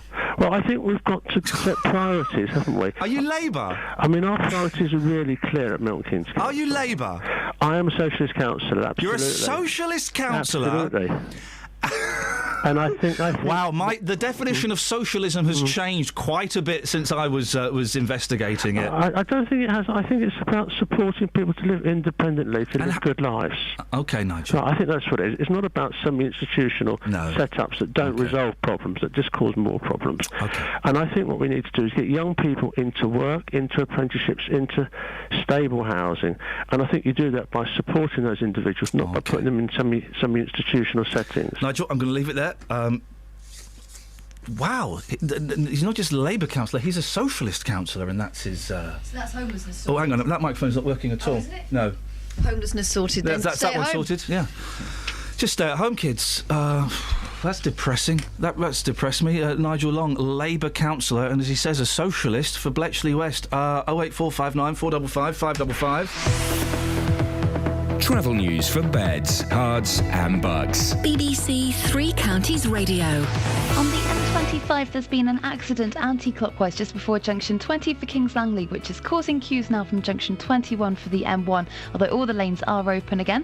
It's also open again between junction 25 for Enfield and 24 for Potters Bar anti-clockwise after a van broke down earlier. On the M1, it's busy southbound around junction 10 for the Luton Airport Spur Road, also looking slow on the A5 approaching Mark Yates, and on the A1 southbound between the St Neots Junction and the Black Cat Roundabout, that's looking very slow as well on the speed sensors. Samantha Bruff, BBC Three Counties Radio.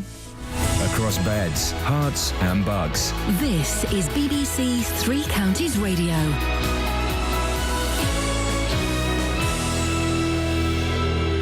It's 7:30. I'm Simon Oxley. Carers in Beds, Herts and Bucks say their own health has deteriorated since starting their role. Firefighters in Milton Keynes tackled two major incidents last night. A fire in a fourth-floor flat in Wolverton followed a major blaze at a building site in Oak Grove. HSBC is planning to cut 8,000 jobs in the UK with some branch closures. And a homeless shelter in Bletchley has been shut down by Milton Keynes Council. St Mungo's housed vulnerable 16 to 21-year-olds, but residents have complained of antisocial behaviour problems. Three Counties Sports. BBC Three Counties Radio.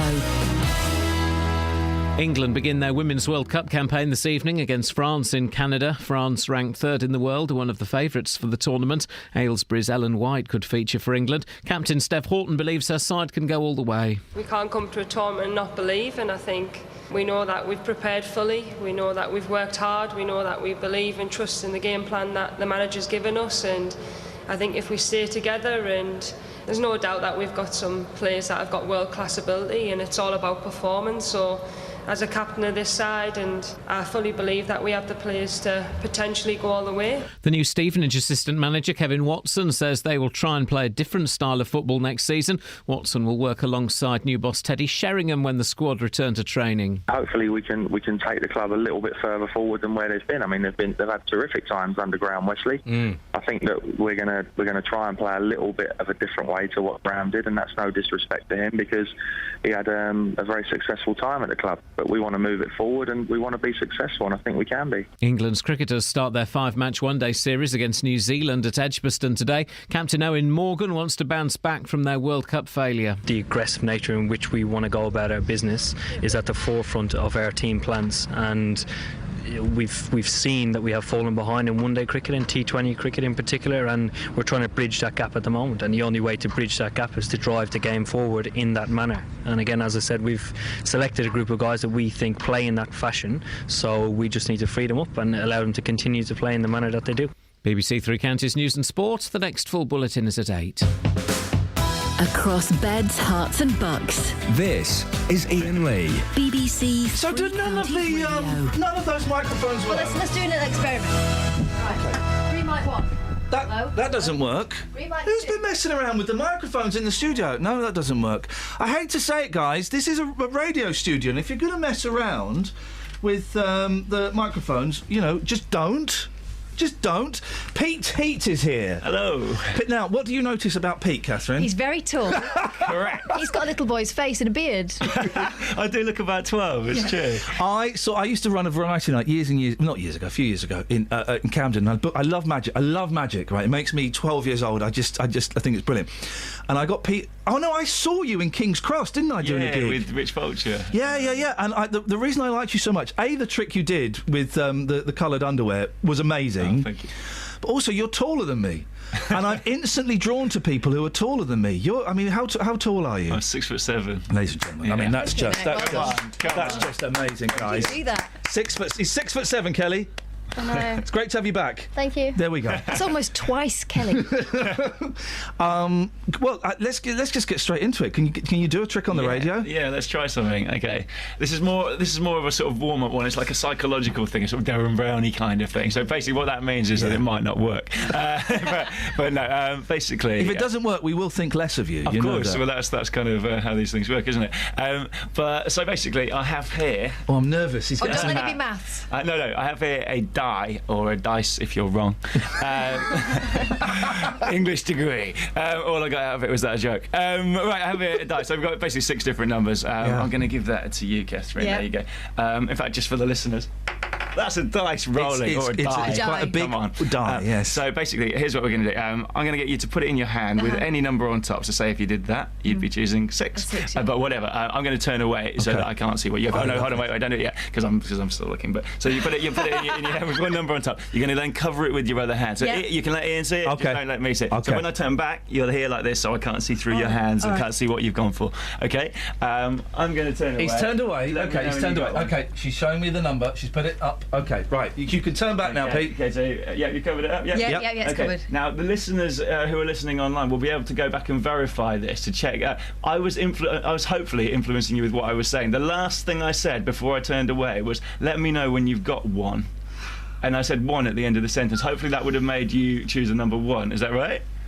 You remember 1? Brilliant. Okay, cool. That's such a dope. Kelly, come in. Kelly, come and watch this. Come and watch this. And that sounds like nonsense. Like, how could that possibly have worked? But you can just check. You can listen back. You can check. Yeah. She did have the number 1, guys. Okay. Kelly's coming in to verify this. Okay. Come in. Now, but maybe that's just luck. Maybe everyone goes for 1 the first time for some weird reason. All right. So I mean, they don't, but maybe they do. Okay. So I'm going to turn away. We're going to try that again. All right. Yeah, okay. And he's turned away. He cannot see. We're doing it a bit differently this time. I'm not looking. Can she show us the number? Yep, sure. Okay, she's showing us the number. You see that, Kelly? Okay, he's not looking. He cannot see. Okay, can I turn back? Yes, you can. All right. Okay, and there's no way I can see that, right? Right. Okay, I'm gonna. This time, this is more. The listeners can play along here as well. I'm gonna ask you: is it 1? Is it 2? And so on up to 6. Each time, I want you to say no. Okay. I feel so nervous. Now, one of these times, you're going to be lying, obviously, because it is one of the numbers, I'm assuming. Unless something really weird's happened. But no, so I'm going to... So you know what you got to do. You just got to say no each time. Okay, so is it 1? No. Is it 2? No. Is it 3? No. Is it 4? No. Is it 5? No. Is it 6? No.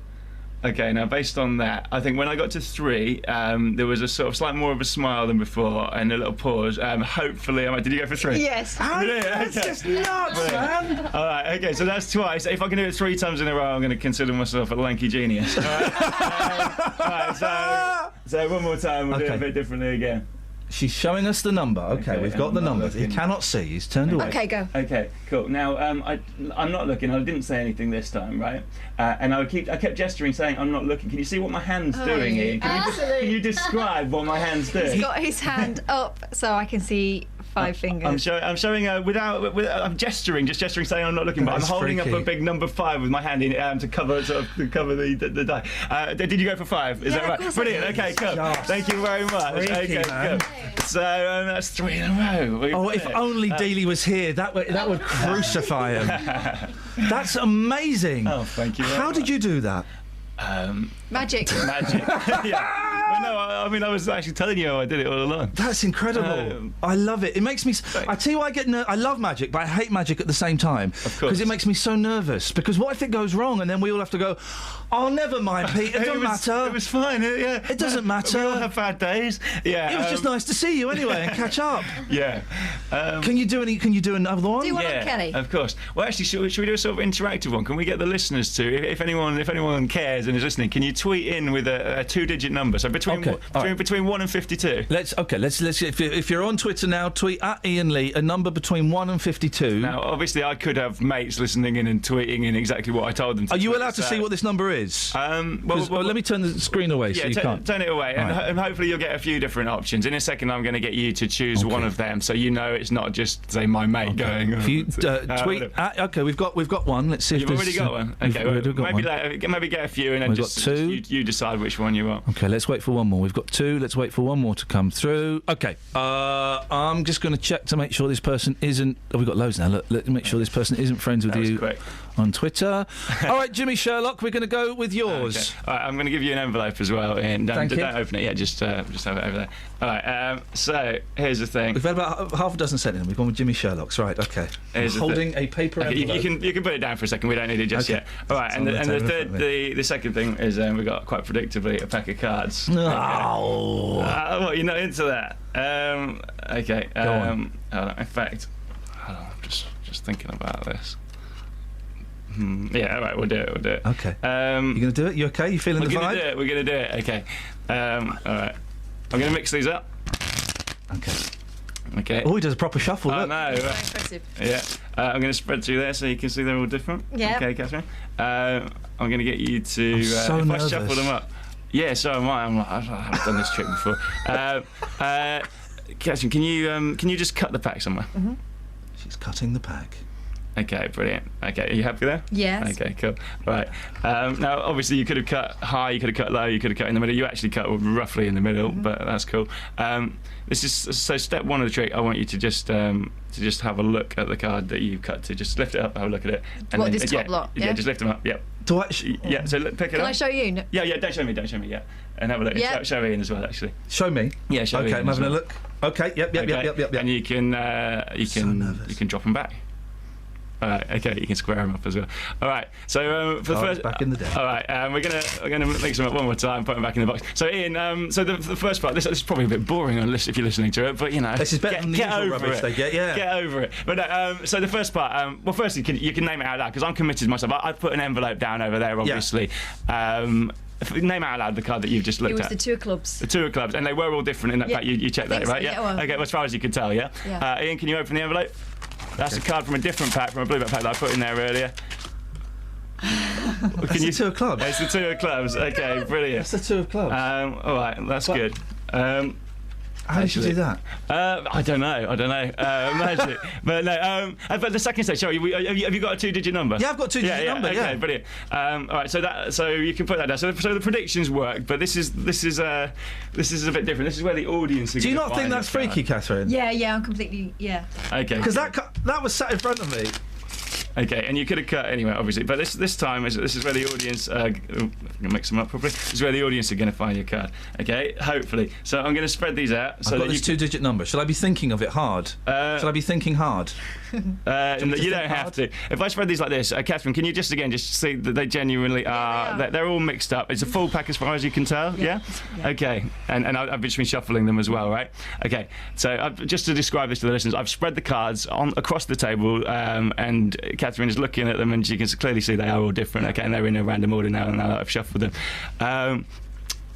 Ian, can you tell us the number that you're thinking, the two-digit number that you've chosen? Jimmy Sherlock has given, and we've had loads from Tim and from Jevon and from Kate and loads of people. The one I went for was Jimmy Sherlock's 24. 24. Okay, so this is going to take. You could have chosen a smaller number. It's going to take a while. Now, Catherine, can you just slide like 1, 2, 3, 4, slide 24 cards over to the side? 1, 2, 3. She's counting through the cards. 5, 6, 7, 8, 9, 10, 11, 12. 13, 14, 15, 16, 17, 18, 19, 20. How many? 24. 21, 22, 23. 24. So that card there is the 24th card. Just slide it away from the other so you can say I can't switch it or do anything funny. There's nowhere near it. The 24th card, you said 24. You could have chosen any of the other two-digit numbers. Yeah, there's loads up there. If this is the two of clubs, you've all got to go mental. And I'm going to turn it over. Flip it! Okay. That is nuts! That's like evil, though, isn't it? That's. Do you ever use your powers for evil? I tried to avoid that, but sometimes it's inevitable. I'm a nice guy, and sometimes you got to do it, haven't you? You got to give in to the Dark Lord. But see, I see that's incredible. Yeah.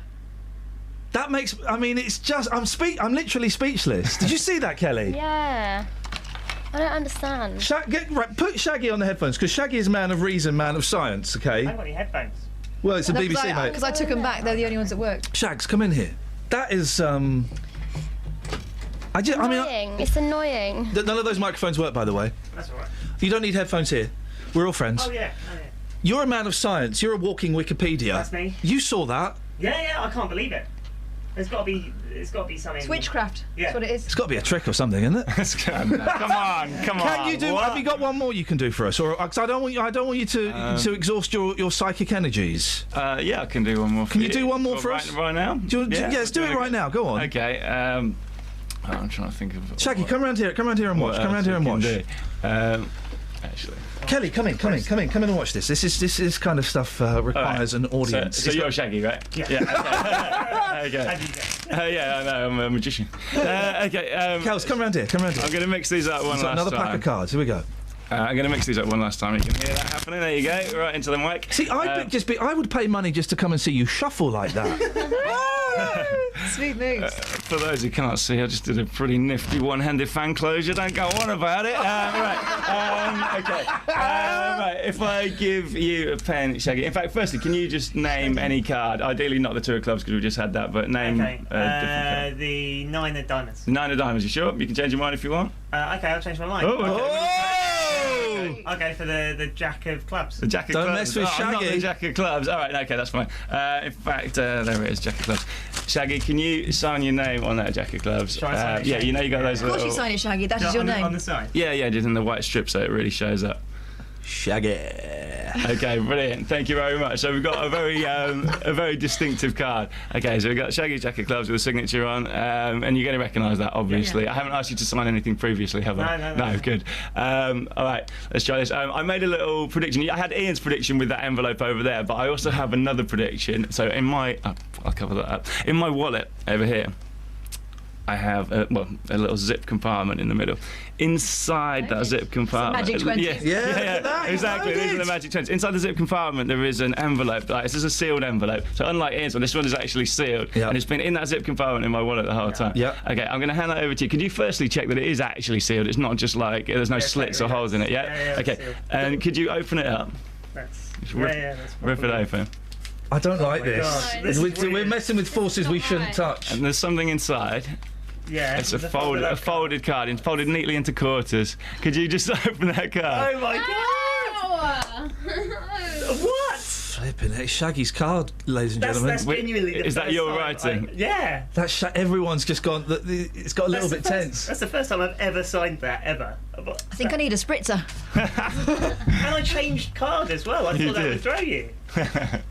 That's just. I mean, I look at him. Look at his little angelic face. Before I go, shall I show you shall I show you the magic 20? Sammy, you don't mind waiting a second, do you? All right, I'll wait. We've got Pete here who's doing a little bit of magic. This is amazing. Hang on a second. This one will not work too well over the radio, but for you guys, it's going to be great. All right, so we've got some lottery tickets. These are old lottery tickets, and they didn't win, or I probably wouldn't still be working.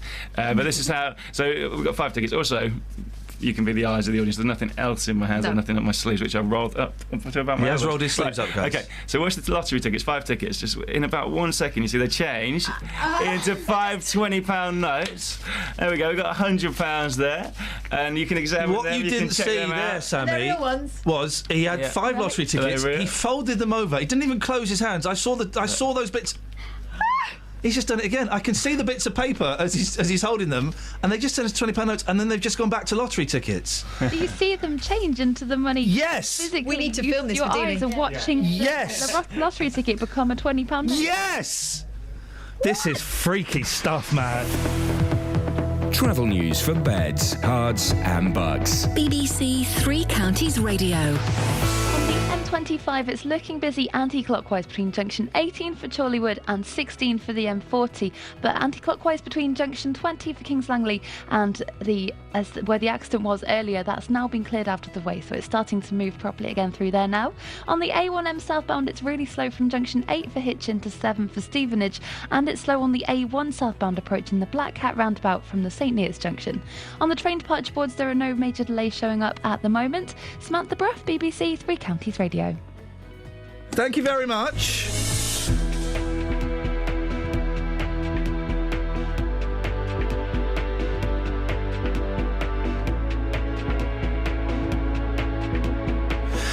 We're all we're all just speechless. It's 7:47. It's where are we now? It's Tuesday the 9th of June.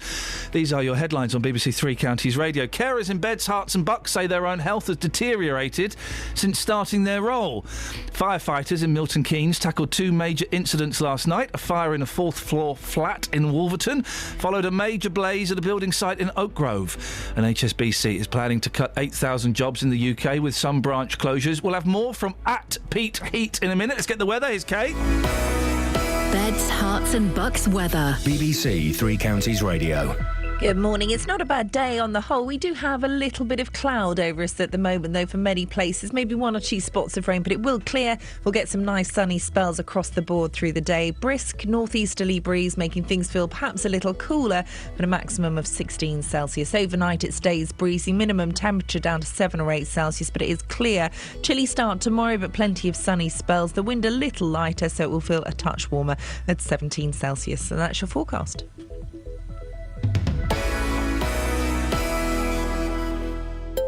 If you've missed any of the programmes here on BBC Three Counties Radio, you've missed things like this. Did the drugs in his mouth kill him? No, they didn't. Okay. Did they play a part in his death? He had 4 glasses of champagne, 2 bottles of wine, 4 cocktails. What's 2 French? I have a feeling it was a cocktail as well. But there is a way you can hear it all again. And Renata Blower, you have just allowed the first ever nurse to be funded for Great Ormond Street who will deal specifically with children who have undiagnosed conditions. bbc.co.uk/Three Counties Radio. Well, the Police and Crime Commissioner for Bev Shockley-Martins joins me in the studio. Were you wrong to go ahead with this referendum? But what was the alternative? As I've said, that was not a situation that I was prepared to just sit there and do nothing about. Allowing you to listen to what you missed. bbc.co.uk/Three Counties Radio. On FM, AM, online and digital radio. This is Iain Lee. On BBC Man alive. Three Counties Radio. Pete Heat is in the studio with us. If you want to follow Pete on Twitter, you can. It's @PeteHeat. But your name's not Pete Heat. No, it's Smoke and Mirrors. That's not my name either. That'd be a better name, It's a actually. double actor in, right? Yeah. Smoke and Mirrors. Yeah, I'm Smoke. But no, Pete Hathaway is my real name. But So what? But why do you use Pete Heat on Twitter? Because that's annoying for me, and it's annoying for you. Because I'm going. They've got this great magician called Pete Heat, and they're googling you and going, "Well, there's no such guy." No, they're not. If you Google Pete Heat, I'm the top hit. Are you the top hit? Yeah. Okay, but Pete Hathaway. I'm also the top hit. And not even Pete. Who's Pete Hathaway? Some. No, I'm not allowed to say that. No, you're not. I kind of whispered it, so is that all right? Yeah, that's everything. But no, I don't know. There probably is one. Okay, there probably is. I doubt he's just talking. Apologies if anyone was offended by Pete's language. Yeah. This guy knows voodoo, though, so I'm not going to mess around with him too much. What's the website? If people want to find you and book you for, like, I don't know, a wedding, or I believe you do corporate gigs. I do a lot of corporate events. I do a lot of weddings, a lot of Christmas parties, a lot of all that stuff, festivals, everything. It's peteheat.co.uk. Okay. And if you search Pete Heat on YouTube, there's loads of videos of me doing magic. Obviously. But you do. Yeah, let's get some calls up. But you do like weddings and birthdays, and do you do that thing where there'll be like loads of different tables, and you'll just walk around and go, "Hi guys." Yeah. Does anyone here like magic? Everyone's immediately uncomfortable, but then you draw them in. Exactly, I do exactly that, and that's exactly what happens. Yeah, because everyone's like, "Oh God, a magician! Is he going to make balloon animals? Is he going to? Is he going to make lots of dad jokes? And then am I going to have to pretend to be impressed? And then hopefully I kind of subvert their expectations." Where's your bow tie? Yeah. My spinning bow tie. Yeah, come on, you've let the side down a bit. Yeah, no, it's in the safe back home. Without that, I'm powerless. Because magic kind of suffered a bit. I've always loved magic since Paul Daniels. Paul Daniels is one of the greatest magicians. I know he's a bit of a numpty, but in the 70s and the 80s, man, he owned Saturday night television. You know, Paul Daniels' magic show was the thing to watch. And then magicians kind of suffered. And then a couple of years ago, it kind of got hip again, didn't it? Because there was that Penn and Teller show. But then there was that weird thing with Lenny Henry on BBC. That was awful. It was a stinker, wasn't it, unfortunately? I probably shouldn't say that because there's lots of people that work in magic that but it was a weird thing to get Lenny Henry Lenny Henry to host it. I'm not a fan of. He's going to be knighted soon. Did you hear this? It's going to be Sir Lenny Henry. It's about time, Iain. And then weird celebrities sort of learning magic, but not really learning magic. They were stood there while magicians did magic. It was a real waste of an art form. A waste of an evening. It was. But it's kind of got a bit cool again, has it? Yeah, I guess so. So you had Dynamo, and you still have Dynamo. You can speak his name without spitting or swearing. No, I like Dynamo. Yeah, he's good, isn't he? He's actually I'm friends with him. I would say. Now, you would say? Would he say that you were friends? Yeah, I mean, I don't. You know, he might be like, yeah, we've met a few times. You follow him on Twitter? Yeah. Well, no, I did. The first bit of TV I did was a show with Dynamo, right? And he's the loveliest guy. So I was in Belfast doing the street magic show, and he'd shot his episode the day before me, and he was in the same hotel as me, and he rang my room, and because I'd seen loads of Dynamo, I'd seen him on Jonathan Ross, I'd seen him on loads of stuff, and my phone rang in my room, and I answered it, like, who's ringing my hotel room? And he was like, hey, all right, is that Pete? Yeah, it's Dynamo. Yeah. Is he from Liverpool? Yeah, he's from Liverpool now. It's magic. Sounds like John Lennon. I know he does actually, but back then he was from Liverpool. No, I don't do accents, but yeah, as you can tell. But anyway, he said in his Bradford accent that he was going to go down to the bar, and so I just hung out with him for a bit. Wow. Wow. But yeah, he's a lovely guy, really nice guy, and very good. Do you know David Copperfield? I don't know David Copperfield. I haven't met David Blaine either, but I've met pretty much everyone. When David Blaine stopped being a magician, when he started doing endurance, when he started hiding in that box, it's like he started hiding in that box, and everyone's waiting for the trick, and the trick was he hid in a box. Let's all look at David. To be honest, I wasn't keen on that. But have you seen his most recent special? It was called Real or Magic. He's put spikes through his arm and stuff. But the craziest thing in that is he actually is doing these things. He sticks skewers through his arm and through his hand. It's absolutely incredible. It's worth watching. It's probably the best. I'll tell you a film I saw the other day that's not very good. Amazon making us lower our standards since 2012. That film with Steve Carell, Burt Wonderstone. Oh yeah, where he plays a magician. It starts off really funny. It's him and Steve Buscemi as these kind of magicians, and there's a brilliant part in it by Jim Carrey as that kind of magician who like cuts his face open and he's got a card hidden in his cheek and stuff like that. Drill into his own head or something. Yeah, that's it's that kind of stuff. Yeah, he's parodying Chris Angel. Have you ever seen it? It's a different guy. American guy's this sort of super goth, but not really because he's too muscly and sort of he's like an extreme sports goth. Anyway, he's hi Chris. I'm gonna get lots of work in LA now. Basically he's this sort of extreme American magician. He magicked to marry Pamela Anderson as well, didn't he? Was that him? Yeah, I think it was. Oh, really? Wow, yeah. Best magician of all time? Yeah. Best magician of all time? I love Darren Brown, and people listening will be like, he's not a magician, he's a psychological illusionist. But basically there's a big crossover. It's all tied in, isn't it? Yeah, exactly. No, it's all magic. This is the thing that annoys me about Darren Brown, and he's brilliant, and I've met Darren, and he's a lovely bloke, but it's all magic. It's all tricks. He keeps saying his thing is saying it's a trick, but you still think it's magic. I would have to say Ali Bongo. Do you remember Ali Bongo? I do remember Ali Bongo. I met him actually. He's lovely. I met him years ago, he's such a nice. He did all the Paul Daniels tricks. He wrote all the Paul Daniels shows and did all of that. Yeah, he was his consultant. Old school. He was like this old guy, and he wore like a turban. And he died a few years ago. Actually, about 2 years ago. But lovely guy. We've been playing lock poker. What is this? Have we got time to explain, or do I just nod and smile? We just had to. Let's get Kelly to explain it. Kelly, could you explain lock poker, please? Just got to say a word with lock in it, but it can't be one that's been said before. But it can't be clock. It's got to be a different type of lock, like Goldilocks, deadlock, gridlock, deadlock. Jay's in Biggleswade. Morning, Jay. Good morning. You want to take lock poker to the next level? Oh yes, I've got 3 for you. Oh, so you can have one each. Go on then, fella. What have you got? We've got cabinet lock. What?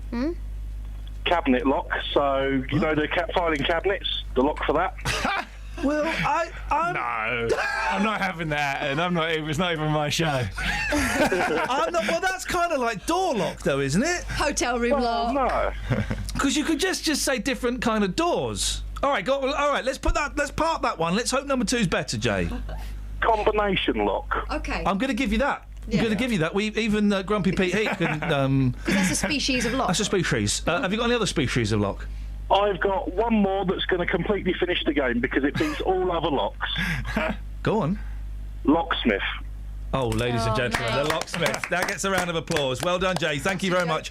Well, I'm not going with the... What was it? Cabinet lock? No. Come on, man. Neil, can you beat that? I think I can, yeah. Go on. It's a device used in drag racing to hold a vehicle still during a smoky burnout. And it's called a line lock. You don't want a smoky burnout. Well, wasn't that your nickname at school, Pete? Smoky Burnouts? You always have this thing that I'm a smoker, stoner, but I'm not. I assure you. Although I do have slightly long hair and a goofy grin, perhaps. Neil, thank you very much indeed. Rosie's on the line. Good morning, Rosie. Good morning. Hey, Rosie. Yeah. We got a magician here. Is this Rosie? Rosie. Ribena Rosie, isn't it? Ribena Rosie. Rosie, why don't you tell Pete what your granddad invented? Ribena. Yeah, her granddad actually invented Ribena. I can't compete with that. You can't, can you? I love you, Rosie, and it's always good to hear from you. What's your lock? I've got 3 as well. Oh, go on then. And they're not all types of lock, though. Yeah. Okay, the first one is hemlock. Had that. Plant, isn't it? Had that. What? My husband said you hadn't. Yeah, well, your husband's a liar. Don't blame your husband, Rosie. You phoned up. You're on the air. You've got to take the bullet. I think you're out. No, no, don't tap me out. I've got a great one. No, this one is better. Go on. It's a Shakespearean merchant, Shylock. Oi, we'll have that, yes. And coming forward in time to Made in Chelsea, Proudlock. Proudlock. I don't know what that means. He's a right... Yeah. No, he's a valid character. Okay, Rosie, tainted slightly by the hemlock, I'm afraid. Oh. Blame your husband. Kelly, you've got one. Childlock. Yeah. Travel news for beds, cards and bugs. BBC Three Counties Radio. On the M11, two wheels are in the road on the M11 southbound between junction 9 for Saffron Walden and 8 for Bishop Stortford, so that's causing some delays and police are warning to approach it with care. On the A1M, that's looking really slow southbound between junction 8 for Hitchin and 7 for Stevenage, and on the M1 it's busy southbound around junction 10 for the Luton Airport Spur Road. On the M25 there are still delays between junction 19 for Watford and 16 for the M40, and in Sydney it's on the A1, that's still looking very slow southbound approaching the Black Cat roundabout from the Great North Road. There's no reports of any problems on the train departure boards. Samantha Brook, BBC Three Counties Radio.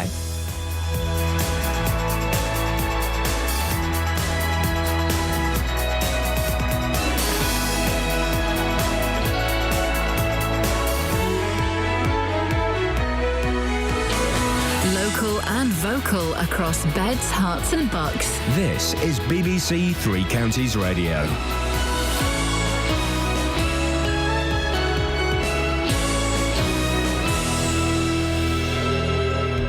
It's 8 o'clock. I'm Simon Oxley. The headlines: carers say their own health is getting worse. 2 major fires in Milton Keynes and 8,000 jobs to go at HSBC. BBC Three Counties Radio. Carers in Beds, Hearts and Bucks say their own health has deteriorated since starting their role. In a survey conducted by national charity Carers UK, almost 80% of carers across the east of England said that caring had made their health worse. Maria Butcher is a carer from Hertfordshire who looks after her husband. You don't ask to do this role. It is something that happens to you, and obviously you love the person in your life and you want to do everything you can. But we're only human, and we do have, we have limitations. Firefighters in Milton Keynes tackled 2 major incidents last night. 30 firefighters were called to a fire in a 4th-floor flat in Wolverton just after 11:30. An investigation will take place today. That followed a major blaze at a building site in Oak Grove, which started just before 5 p.m. 40 firefighters dealt with a 4-storey timber frame of a new development of flats, which was destroyed.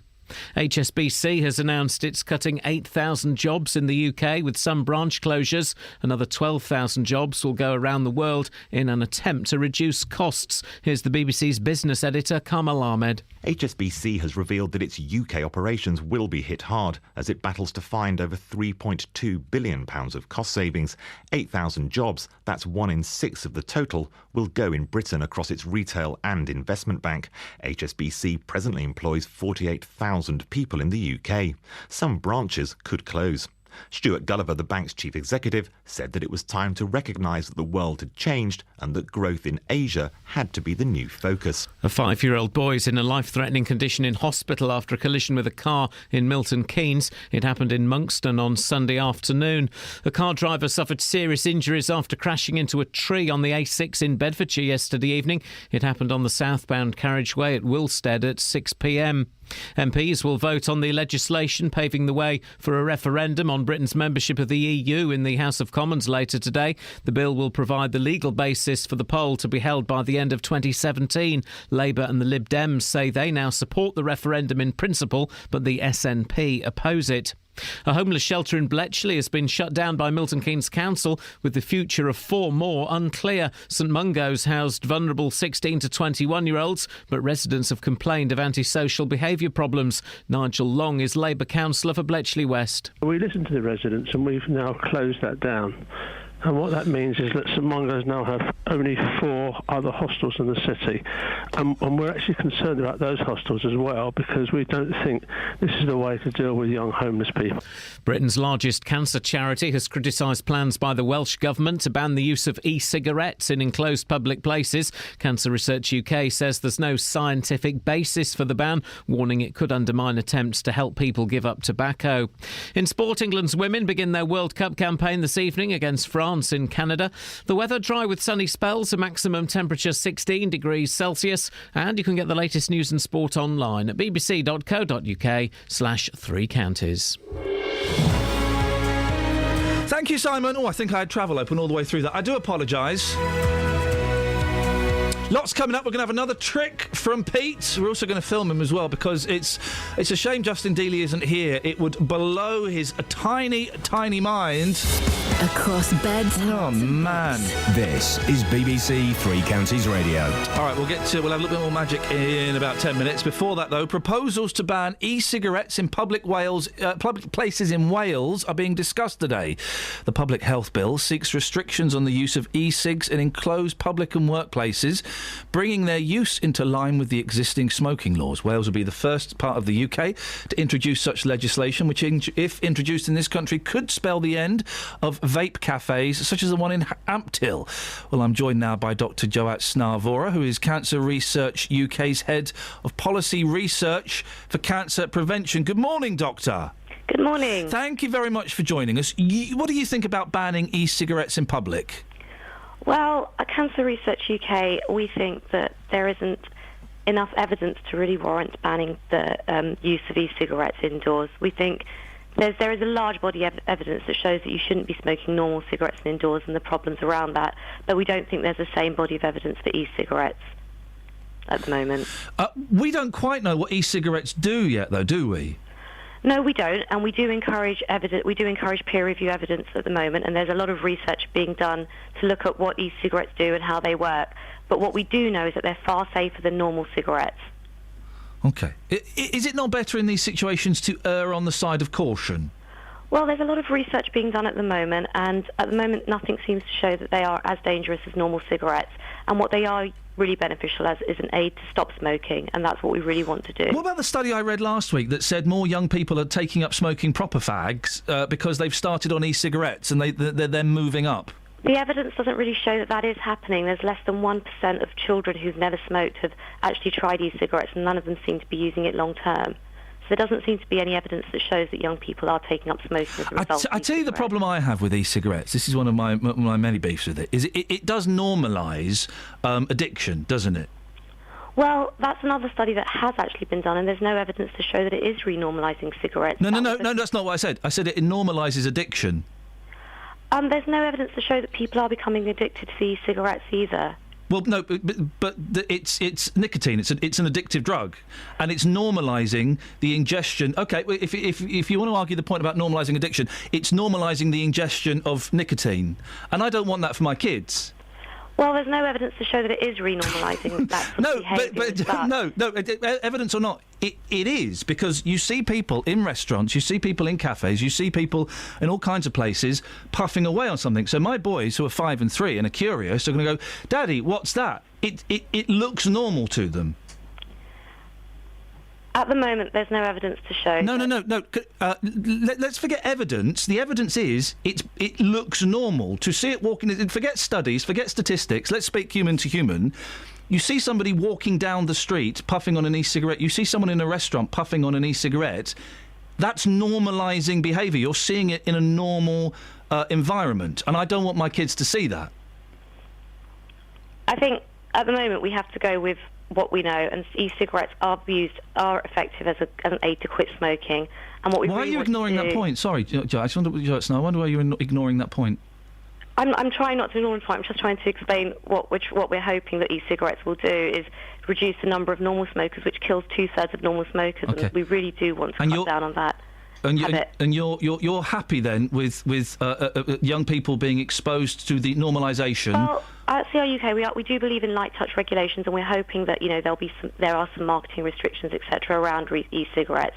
But at the moment, we don't think they should be banned in public places. Okay, but so you're just to clarify. Sorry, you're comfortable with kids seeing people doing that in the street and it being normalised? At the moment, there's no evidence to show that it is being normalised. No. There's been no survey that's been conducted, but that's obvious, isn't it? It's obvious. You see people drinking coffee. Coffee's been normalised. You see people smoking e-cigarettes. It's being normalised. Young kids are growing up and seeing that in normal situations. That's what normalised means. They are seeing it, but there's no evidence to show that's having a knock-on effect to make them take up the habit, as it were. There is no evidence. That's not what I'm saying. I don't know why are you so obsessed with evidence and not common sense? Well, evidence starts with common sense, and it's peer-reviewed evidence, and that's what actually shows what happens. It shows the knock-on effect. Gosh, that's a really well. Okay, let's bring in Robin Ireland, Chief Exec of the Health Equalities Group. Morning, Robin. Morning. What are your thoughts on what's being said? A lot of discussion about statistics and evidence, isn't there? I mean, and that's the trouble to a certain extent. We don't have all the evidence yet, and I find myself generally taking the same position that you do, that I am concerned about potential normalisation. I also, though, want to make the point very strongly that if electronic cigarettes are helping individuals to give up smoking, please try them. That's absolutely fine. The key thing that we'd obviously agree on is that it's important to get people off tobacco cigarettes. That's incredibly important. If e-cigarettes are doing that, please use them. But yes, I would support them not being used in enclosed places. Why is that, Robin? They're normalising. The normalisation to one side, because as we know, there's no evidence to support that, Robin. We also don't have any evidence that e-cigarettes are harmful. So what is the problem with people using them in restaurants and workplaces? Well, I know you don't want to get too much down the conversation. You don't want to go too far down the stage. Can I just say one thing, though? Yeah, go on. One thing that was said before, which is generally what is coming out in evidence at the moment, is at the moment it's showing that very low numbers of young people are going from electronic cigarettes to tobacco cigarettes. I think the figure quoted before was just below 1%. I mean, the jury is out. It's still early to say. But for what it's worth, I think 1% is a heck of a lot. You can't just underestimate young people who are using electronic cigarettes as a gateway to tobacco cigarettes, when we spent years trying to reduce the number of people taking up smoking. Anything that introduces young people to cigarette smokes, normal tobacco cigarettes, is a real concern to me. So let's not be too, worried. Low numbers, yes, maybe at the moment, but we just don't know. So I just wanted to just pick that up because, sometimes we can be a little bit dismissive sometimes with low numbers. Doctor, we're being too dismissive of low numbers. As I said, we're carrying on with the evidence, and we will keep looking into e-cigarettes and making sure that we do build up this evidence and build up our knowledge of it. But at the moment, the numbers are very low, and we're very happy that they actually But Robin is suggesting that we shouldn't be ignoring those low figures of young people that take up smoking because of these e-cigarettes. It may be low, but I mean, but you say it's 1%. What is that in real numbers? 100, 1,000? 100,000? You don't know, do you? No, exactly. And so that's the point. If it's one kid, fair play. If it's 100,000 kids, if it's 1 million kids, well, then that's significant, isn't it? Well, anyone smoking is one too many, and we are trying to reduce that number completely, and we are looking into this, but we need to have the increasing evidence around e-cigarettes, which is what we're really advocating. Robin? What would your response be? I think that we need to be very, very careful with electronic cigarettes. The way they're being promoted is very clearly aimed at young people, the different flavours that are being made, the kind of advertising campaign that's going on. It's very clear that tobacco companies and electronic cigarette companies are using them to recruit a new market. That's what you'd expect them to do. So we need to be very careful. You said before, the words I would use is we need to be very cautionary. We don't know yet, and that we definitely agree on. We don't have all the evidence yet. I think we need to be cautious for the time being. All right, listen, I appreciate your time, both of you. Thank you. That's Robin Ireland, Chief Exec of the Health Equalities Group. And the other voice there was Dr. Joat Snarvora, who is Cancer Research UK's Head of Policy Research for the Centre for Cancer Prevention, and also is excellent at reading press releases. On FM, AM, online and digital radio. This is Iain Lee. On BBC Three Counties Radio.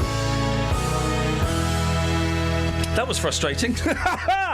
Pete Hathaway is here. What's the website again, Pete, if people want to come and book your evil services? Right, evil services can be obtained at peteheat.co.uk. So it's heat as in H-E-A-T, as in hot things. What other way is there to spell heat? That's a weird thing to say. Well, for example, Pete is spelled P-E-T-E. Heat rhymes with Pete and could conceivably be spelled H-E-T-E.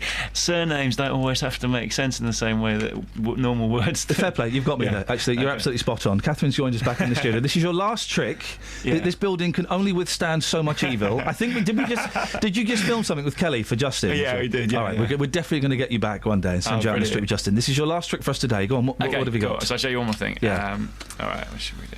In fact, can I try this with you again, Catherine? Yeah. Is that all right? Because I'm the soft one. Is she an easy target? If I shuffle through the pack. Yeah. Got pack of cards. Can you... Yes, I've pack of cards, sorry. I've got to do this for the radio. It's for the radio. Radio really isn't the medium for this, is it? No. I'm going to shuffle through this pack of cards. I want you to just say stop anywhere you want as they go by. And I'm doing it slowly so you've got lots of control. Ooh, Stop. She really held on falling there. for your tricks this time, Mr. Heat. All right, have a look at it. Yeah. Okay. In fact, I'll tell you what. We're gonna mark your card. I'm gonna even look at it. That's fine. 8 of spades. You stopped on. Okay. Well, that's not a trick, mate. You just looked at it. That is correct. That's not the trick. Well, are we supposed to applaud that? You're not supposed to applaud that. But you stopped me on the 8 of spades. Yeah. I'm going to mark your card so that it's easy to find. No, I'm not going to use a penny, but thank you for helpfully handing me one. I'm actually going to mark in a really obvious way. I'm actually going to rip it. You can hopefully hear that on the mic there. Corner's off. So I've ripped the corner off. Watch the corner. Look. Watch. Okay. He's put it in his hand. Okay. He's got the card in his mouth. Mm. Oh! It's gone. The corner's gone. The corner's disappeared. Catherine, can you take off your headphones? Oh, I wonder where that was going. I've been trying to get her to take her headphones off for years. Okay. In the headphones, do these little covers, do they come off? Can you take that off? Kind of cloth covers on the headphones. Oh, hold on. Let's see. Is that... There we go. He's breaking the headphones. I'm breaking the headphones. Maybe it's this one. Who knows? Who knows how these things work? Oh my goodness, it's in there! Oh, it's in there? It's worked. Is it under the cover of the headphones? That is bonkers. That, as you've just heard, are quite tricky to take off. Is that it? Is that? Check it matches. It's on. Is that my it? goodness, Oh my goodness. Mate, you're bang out of order. that is out of order. That is fantastic, Pete. I mean, it's got to be said, mate. We don't like spontaneous rounds of applause on the radio. It sounds a little bit Steve Wright, but you've deserved that. Oh, thank you. How did you do that? Magic. Exactly.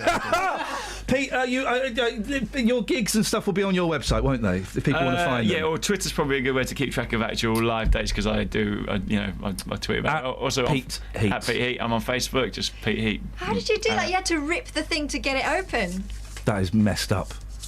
That is messed up. I did actually slightly rip their It's all right, we're moving. It doesn't matter. I'm going to do a wee-wee on this desk on the last day. At Pete Heat on Twitter if you want to follow him. Pete, God bless you. Travel news for beds, cards and bugs. BBC Three Counties Radio. On the M11, there are delays southbound between junction 9 for Saffron Walden and 8 for Bishop Stortford because there are 2 wheels in the road. So police are saying to approach that with care. On the A1M southbound, it's really slow between junction 8 for Hitchin and 7 for Stevenage. And the M1 is slow southbound around junction 10 for Luton Airport. On the A1, it's looking busy southbound from the St Neots junction towards the Black Cat roundabout. And it's also slow into High Wycombe on the A404 around in both directions at Amersham Hill. On the train departure boards, though, there are no delays showing up at the moment. Samantha Bruff, BBC Three Counties Radio. See you later, Pete. Ta-ta. Bye-bye. You have to duck to get through the door. You've got to respect that. Oh, I've got such a nervous feeling in my stomach. Not because of the magic, it's because JVS is coming in next. Oh, dear. Right, it's 8:16. It's Tuesday. It's the 9th of June. I'm Iain Lee. These are your headlines on BBC Three Counties Radio. Carers in beds, Herts and Bucks say their own health has deteriorated since starting their role. Firefighters in Milton Keynes tackled 2 major incidents last night. A fire on a 4th-floor flat in Wolverton followed a major blaze at a building site in Oak Grove. And HSBC is planning to cut 8,000 jobs in the UK with some branch closures. Three Counties Radio.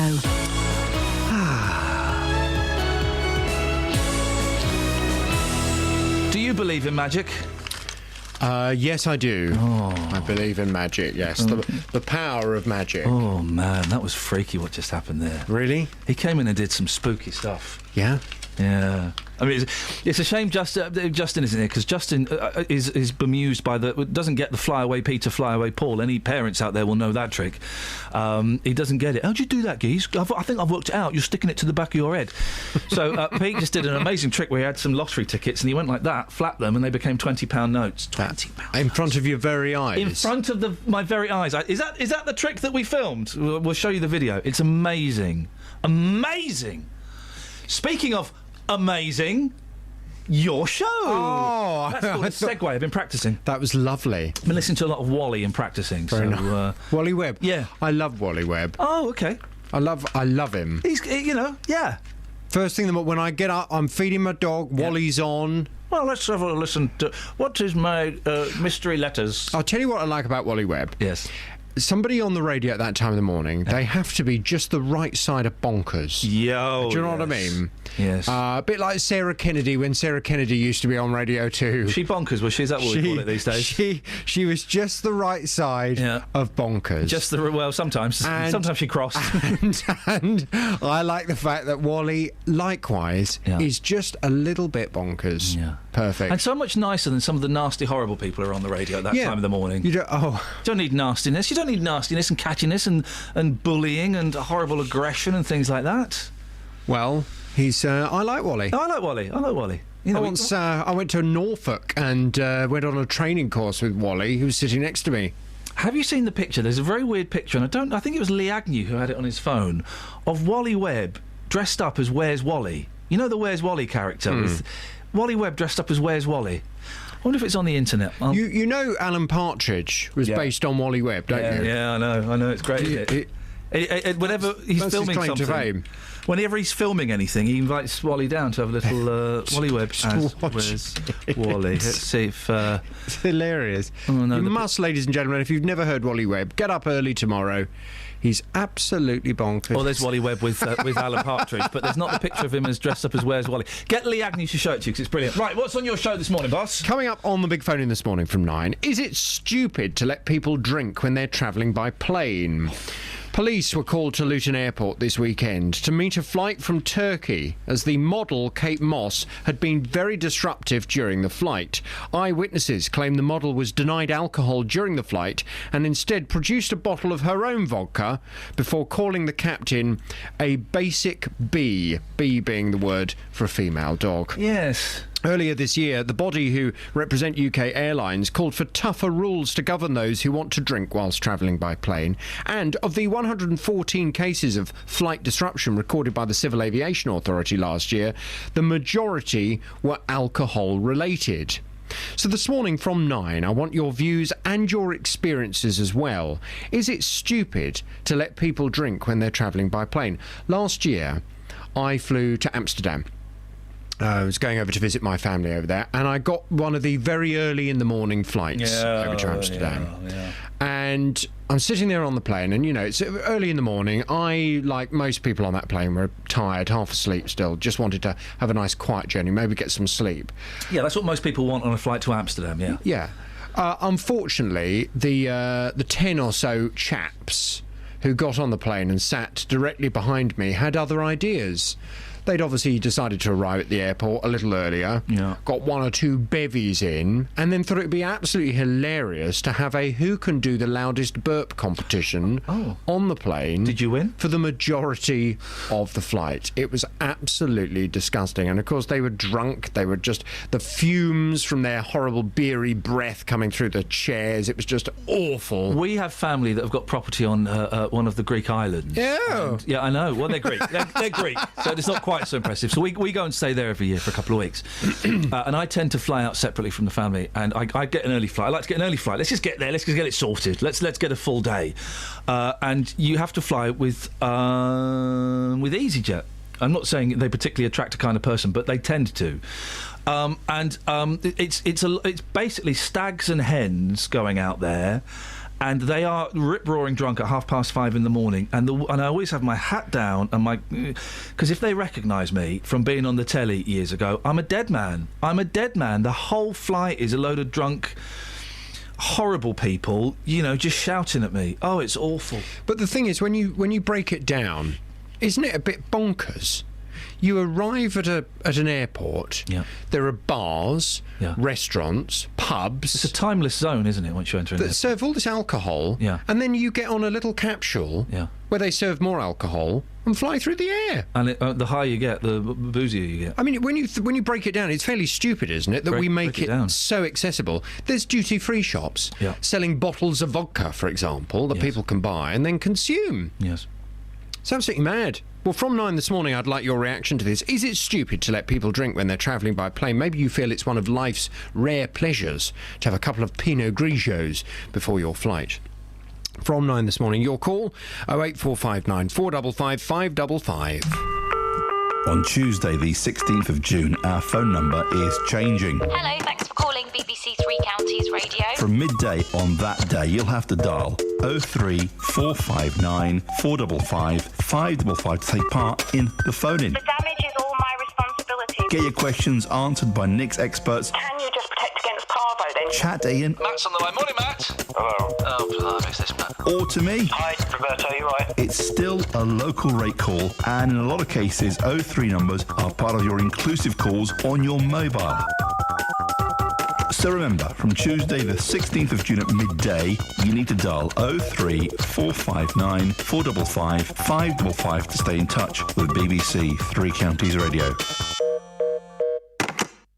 Steve Boothby on Facebook having another go at me. Steve, just calm down, dude. If you're going to post in a public forum with your name, then, it's going to get mentioned. It's a public forum, mate. Just calm down. You're not on the show. You don't have to listen. It's absolutely fine, fella. But I appreciate you listening. Thank you very much indeed. Do you know what? We haven't done any texts. We'll do some texts in a bit. Very unusual show today, but I've enjoyed it nonetheless. 08459 455 555 is the telephone number if you want to give us a call. You can give us a text and we'll rattle through those in a bit. 81333. Start your text 3CR. You can, of course, always email me, ian.lee@bbc.co.uk. And I should just mention, I know we're getting loads and loads of new listeners. If you can't listen to the whole show, don't panic. Don't panic, Mr. Mannering. You can listen again on iPlayer.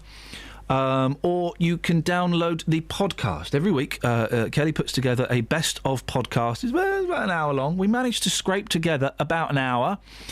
And we put it out and we record extra little bits that we don't put in the show as well. So there's bonus material. So if you think you've heard it all, then you haven't. And you can get that by going to the Three Counties website.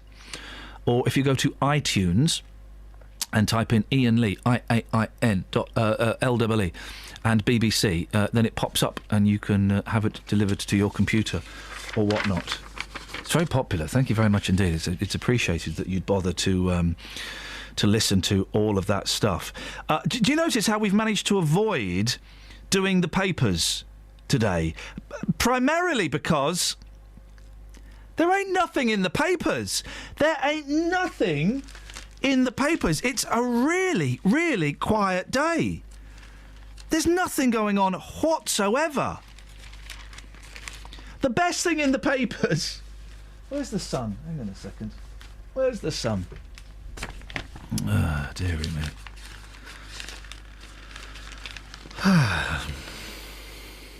This is the best story in the newspapers. Are you ready? Firefighters were called to free a woman's finger from her toaster in Hawley, Surrey. That's it. Hey, thanks, player. Gangster. Bonus, cough, cough. No. Naughty knots. Nice podcast style, mate. Thank you, mate. And great work putting the podcast together. Thanks, Blair. You're so welcome. Naughty. Firefighters were called to free a woman's finger from her toaster in Hawley, Surrey.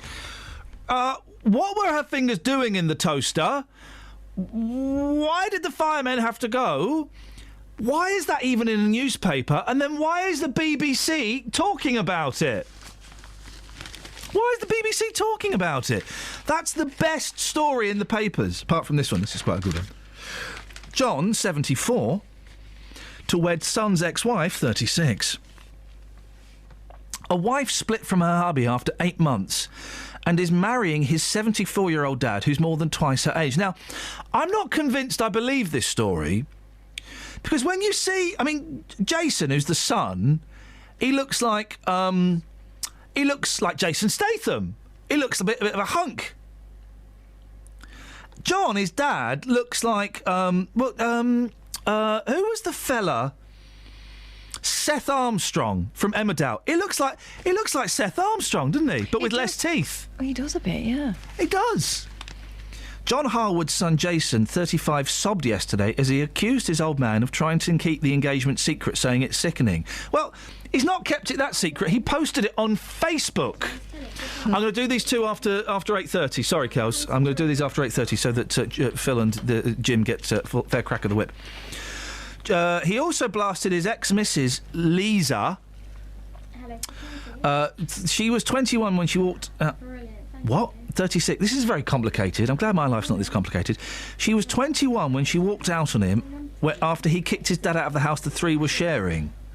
Jobless Jason, who at the time suspected the pair were at it, said, "She's going from my ex-wife to my stepmum." Oh, that has got to smart, hasn't it? What they are doing is wrong. There's nearly 40 years between them. Wrong number. Sorry? Wrong number. No, Kelly's saying it wasn't connecting. It was connecting to the wrong bloke. Wrong number. The wrong man. We heard you. I know. Wrong number. Wrong number. I'm trying to work out that... All right, then it gets more complicated. His mum, Sharon, lives 200 yards from the Grimsby flat of the trucker she divorced 30 years ago. So he likes them younger. So she's 20 years younger. Huh? I was a lot younger than him then. Now he's doing it again. I'm disgusted. Blimey, aren't some people's lives complicated? Travel news for beds, cards and bugs. BBC Three Counties Radio. In Stanbridge on the A505, there's been an accident involving 3 vehicles at Stanbridge Road, which has partially blocked it in both directions. On the A1, it's busy southbound from the St Neots Junction towards the Black Cat roundabout, and it's also very slow on the A1M southbound between junction 8 for Hitchin and 7 for Stevenage. The M25 anti-clockwise is slow from junction 17 for Maple Cross to 16 for the M40. No reports of any problems on the train departure boards, though. Samantha Bruff, BBC Three Counties Radio. Across beds, hearts and bugs. This is BBC Three Counties Radio.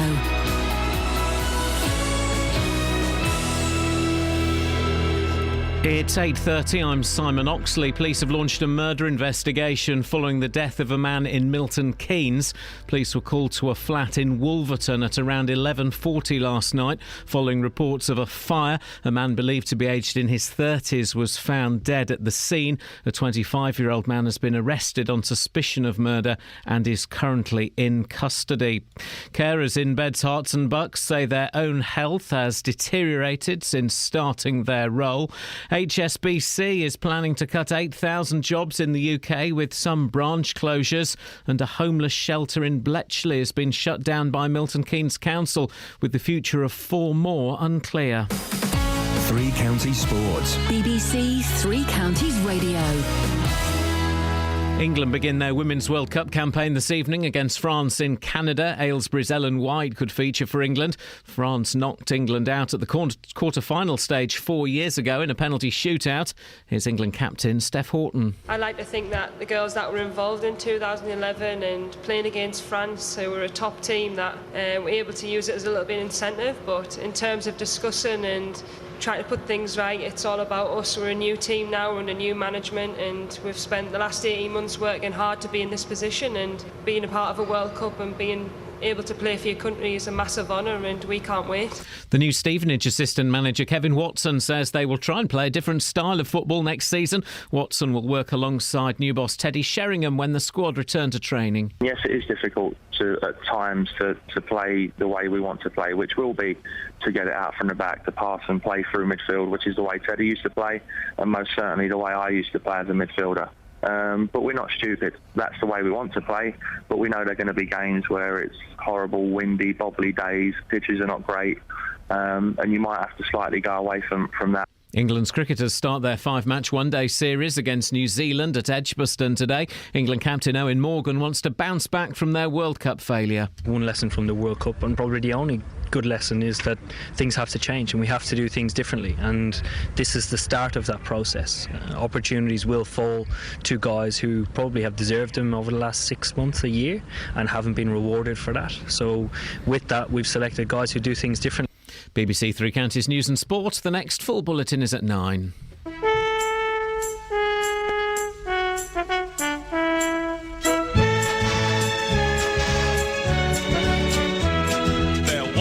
Was a wealthy man who had a wonderful idea to bring children from all places with all kinds of faces together into a sailing ship. There were 40 boys and girls. They would sail their ship around the globe, so they called it the United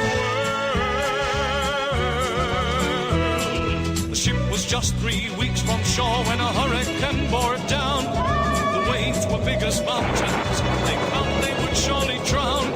They jumped into the lifeboats, rowed away from the wreck. They didn't count them, they hadn't time. 5 children were left behind. The children fought the storm all night, then finally fell asleep. They didn't realize the ship had been blown across a reef into the lost islands. Hiding in the bushes was a watchful pair of eyes, and living in the valley were people lost in time, ruled over by a tyrant whose face was in a mask. The children must defeat him so they can escape at last from the lost islands. The lost islands. Jim. Morning. Morning, Jim. What have you got for us, boss? Yeah. Hello, Jim. I've got 5 locks. Flipping heck, mate. All of them. Well, OK, now, listen. We've been playing lock poker. 5 locks is a lot of locks. Now, I'm gonna say it, Jim. I think you're bluffing. I think you got poker eyes. It's Now, going to definitely double lockers at some point. if isn't it? one of these locks is a double lock that's been mentioned before or doesn't exist, I'm cutting you off immediately. Right. Okay? Are you ready? Right. Yeah. Jim, let's have lock number 1. Lockjaw. What did you say? Lockjaw. Lockjaw. Goodbye, Jim. Thanks for calling. I mean... I thought I heard something completely different. Oh. Yeah, I did. Sorry, I'm sorry. Them's the rules. Them's the rules, guys. We play by the rules, and that's how we do it. 08459 455 555. Have we got any texts before we crack on with Yes, this? we have. Go on. A lot of them commenting on Nigel Long's comments earlier on when we were talking about the closure of the shelter in Milton Keynes. So much has happened. I'd completely forgotten about that. Incredible. Nigel Long came on and said that he doesn't like shelters and that they're encouraging people to go back home to their families. Yeah, young people. Young people who, for whatever reason, can't live at home should go and live at home or go and rent a property, because that's easy to do these days, isn't it? Rebecca in Bedford, I'm gobsmacked by Nigel's opinions. opinions. He claimed to be a socialist as well. He says, how awful to have such a naive perspective in a potentially influential position. I worked with young people for 15 years and there's some horrific reasons behind their choice to leave home. Mediation between parents and young people can work, but my goodness, it's not the answer for every case, far from it. Here's an idea. Let's reinstate all the children's services that have been cut in the last 5 years and see if that makes a difference. Do you know what I'd love to do, actually? Because I was so thrown by Nigel's comments that it caught me off guard a little bit. I would love to, at some point in the future, get Nigel on and someone who works directly. I know Nigel said he did, but someone who works at one of these hostels. Well, what about Hugh from the Orbit hostel? I can't remember him off the top of my head. Quite okay, good. well, it'd be good to hear those two discuss their different views on why young people are homeless and what the solution might be. Yeah, we'll sort that out at some point. All right. Yeah, that's a good idea. Any more texts? Yeah, Marcia says, Nigel's out of touch. Many very out-of-order parents will smile sweetly when an authority figure turns up on the door. I'm a teacher and I know what goes on. Abusive parents don't usually admit their abuse. Abuse is one of the issues. And, you know, if you're being abused by a parent and you can't live there, you're not necessarily going to come and go, hey, guys, I can't live there. They're doing awful things to me. You tend to keep it under wraps. But also sometimes it's intolerable living with your parents, whether it be physical abuse or mental abuse or a complete breakdown in relationship. We're not just talking about teenagers falling out with their mum and dad, you know, and then making it up 2 days later, are we? It's got to be something terrible. Look, can I break it down into a way that's obvious for you? And I don't mean this to sound flippant, although it will. Have you never read Cinderella? Do you know what I mean? You know, sometimes relationships with parents or step-parents breaks down and is intolerable. We'll come back to more of those in a second. I want to crack on with this, please. We've been talking about carers all morning. You're more likely to see a decline in your own health if you have to look after a loved one. That seems to be the suggestion from a new survey from Carers UK. They found that almost 80% of the 250 people they questioned in the east of England had developed their own problems after taking care of someone else. Well, I'm joined now by the MP for North East Bedfordshire, Alistair Burt, who was also appointed Care Minister last month. Good morning, Alistair. Good morning, Ian. These are high figures from Carers UK. It mentions depression, anxiety, physical and mental health conditions. What can be done to protect these people? Firstly, I think recognising that we have so many carers doing an extraordinary job is really very important. 6.5 million carers all around the country. This is Carers Week, as I know your station has been promoting. So the first thing to say is that their needs have to be recognised too. And last year in the Care Act, what the government did was pass legislation which gave local councils the same responsibility to assess a carer's need as the person who needs caring. That work is now underway. The government gave nearly £500 million to local councils so that they would get this work done. And what that does, in response to the survey and what you mentioned, is at least give carers the chance to explain what they need to a local council, so that their needs for being looked after are recognised as well as those they're caring for. Carers, and we heard incredible stories today, and everyone will have stories in their family or their friends. Carers obviously save the country billions of pounds. What's the government proposing to do to protect those carers? Well, as I say, this new duty, which only came in last year, for the first time gave carers rights as well as those that they're being cared for. Now, there is a bargain here. No country can afford to look after everyone who needs caring, and that's why families do it for those that they love. That's why people look after friends and others. And the opportunity to have some form of allowance through carers allowance and this new duty on local councils goes some way towards trying to meet their needs and recognise they need support as well. Also, there's a lot being done in voluntary terms to put carers in touch with each other. If you go to the Carers in Bedfordshire website, for example, this week, you'll see a whole series of events taking place from Anthill through to Shefford throughout the county, where carers are getting together. There's information available about what carers do, because an awful lot of carers get support from other carers, and by sharing things and working more cooperatively increasingly with GP practices, then some more of their needs will be met. Yeah, it's interesting you mentioned that, because I would imagine. I mean, I've had a brief glimpse when I was kind of caring for my mum a bit. I wasn't completely hands on, but it can be very isolating and very lonely, can't it? Yes, it can. And carers groups that are set up around the country usually have something to do with extraordinary individuals who pull people together. That was certainly the case with Carers in Bedfordshire, because I've got the honour to be president of Carers in Bedfordshire, and I know what they did to bring people together, to have forums and meetings where people could come and share their stories. And as you say, it can be very isolating if you are looking after someone and you're providing all their care and support, and you may be doing it on your own because that's your family circumstance. Having an opportunity to bring people somewhere together and then share your experiences with others can be very powerful. It's a big thing. The carers allowance, £62.10 a week, is that going to be protected from the £12 billion welfare cuts? Well, the mantra always has to be, Ian, that all benefits are constantly reviewed and looked at, but I have not seen anything past my desk to suggest that carers' support is being removed. So that's all I know. And without popping across the road to see Mr. Chancellor of the Exchequer, I can't say anything more at this point. Send him an email, Alistair. Give him a call. If it works as well as the telephones work here this morning, it probably won't get through. Your studio has tell me about it. Because there will be people who are our phones. I don't know what's going on. I think it's because we're moving, Alistair, and the building is starting to give up the ghost. It's very old. There will. I mean, £62.10 a week isn't a lot of money anyway. And if there is a prospect of that being cut, that will put even more pressure on people who, as we've just said, are incredibly pressured as it is. I can understand that, but the honest answer to you is every day in my office I'm seeing more calls on need and more requests for more money right the way through the system. There is a limit as to what can be provided. That's why we're having to work smarter. There will be 1 million more people in Britain over the age of 70 by 2020, within the next 5 years. Then the ageing population beyond that to 80, can be imagined.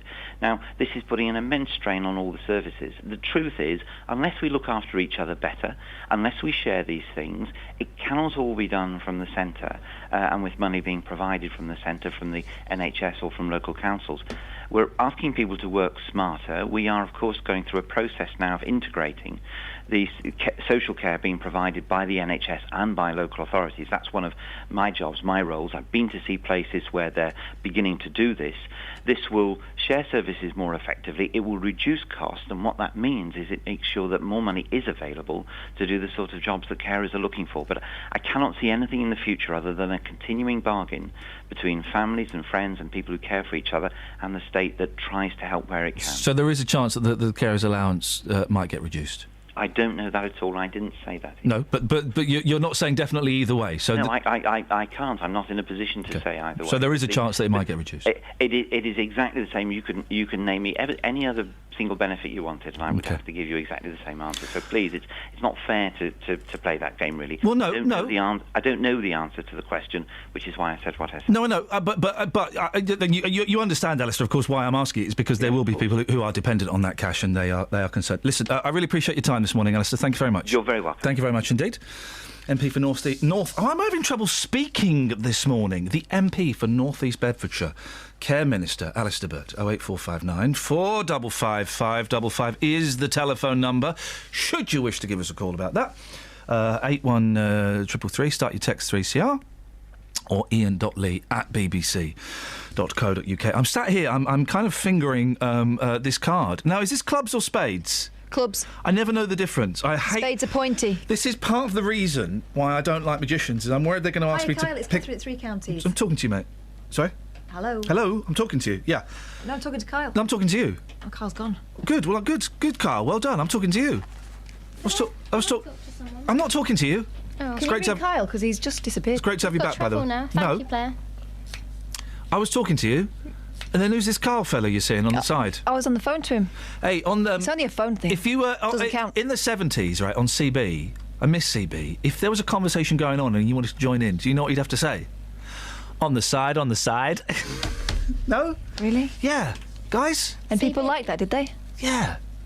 I just feel like I'm on the side, because you and Kyle are obviously... I don't know what you're up to, but... It's only on the phone, doesn't count. OK, fine. Travel news for beds, cards and bugs. BBC Three Counties Radio.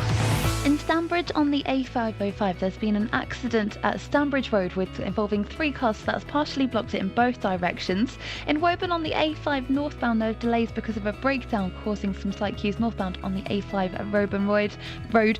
And the A1 is slow southbound from the St Neots junction towards the Black Cat roundabout. On the motorways, the A1M is busy southbound past junction 8 for Hitchin to 7 for Stevenage, and the M25 is slow anti-clockwise between junction 17 for Maple Cross to 16 for the M40. Samantha Braff, BBC Three Counties. Thank you, Samantha. Oh, Carol, jog on. Carol on Twitter. You wasted valuable time in a childish attempt to force cancer research lady into giving personal views on issues. Very poor of you. Oh, Carol, no, not at all. Not at all. What were you listening to? I was asking her a question. She was reading a press release, for crying out loud. Carol, you do make me laugh sometimes, and then sometimes you really annoy me. Oh dear, people on Twitter and Facebook, I think it's the great curse to the broadcasting industry, Twitter and Facebook, okay, because everyone has instant access. And then the news and here we go. News and radio and telly and papers. Oh, we need to flesh out this story a little bit. I know, let's go on Twitter and see what people think. Let's quote some people who've given it 2 minutes thought.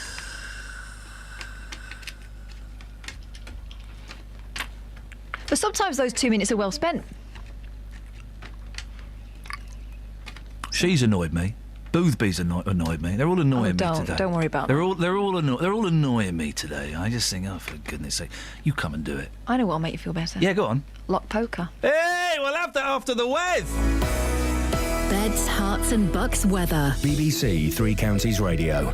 Good morning. We've got some patchy cloud this morning. We've had 1 or 2 spots of rain further east you are, but for most of us now we're starting to see some brightness and some sunshine, and that's the story of the day. Patchy cloud, sunny spells. It's accompanied by quite a brisk northeasterly breeze though, so it's perhaps feeling a little bit cooler than it has done, 16 Celsius being the maximum.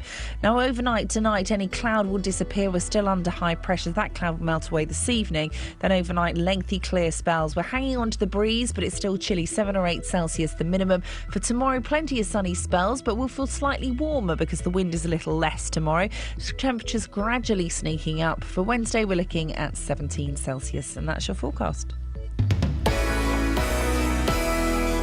Every weekday morning. Coming up at 9 on the Big Phone In this morning, is it a good idea to make jobless teenagers work for their benefits? How would you like this country to stand up to President Putin? Are you surprised to see British people being blatantly racist? The JVS Show. I think we've got to get over this issue about racism doesn't exist. It has existed. It will probably carry on existing. What I wanted to say is they've got this completely the wrong way around. You know, that is also true. That is also true. You will always get some, but they are such a minority. I think the man's a buffoon. Get him up, get him out of bed, give him a sense of purpose. The JVS Show. Do you think we have got to, as a country, start taking this issue more seriously? Every weekday morning on BBC Three Counties Radio. This is Iain Lee. On BBC Three Counties Radio. Okay, so we've been playing Lock Poker. If you missed the first hour of the show, I thoroughly recommend you go back to about 30 minutes into it on the BBC iPlayer.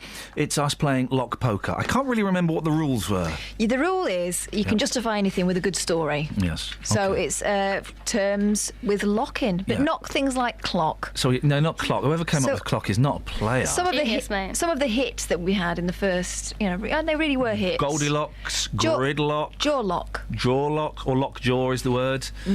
Dreadlock. Caps lock. Yeah, they were all mine.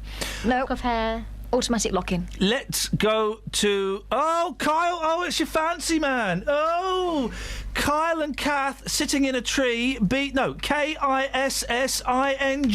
Yeah, what of it? Yeah, what? Kyle, are you there, mate, or have you dropped off again? No, morning, boss. Yeah, all right. I'll tell you what. I'll let you and your mank girlfriend get on with it. Me and Kels will keep out of this. The Cockneys are keeping quiet. What have you got for me, Kyle? Well, I've got one. And now is it battered sausage? Unbelievable. Don't be crude. Have you got battered sausage for me? Hey, Carl, it's Tuesday. You got battered sausage for me, love? Listen. Have you got battered sausage for me, love? Don't be jealous. I want your battered sausage. What Kyle and I have is beautiful and pure. I know, it's beautiful battered sausage. There's no sausage involved. Give me your Carl, give us your battered sausage, love. Go on, and I'll wash it for you. Through mango. Ignore him. He's just bitter because it's his birthday. No, I remembered. Right. All right. But battered sausage for birthday. Hey, don't worry, not got birthday kit, but I got battered sausage with candle on. That'll do.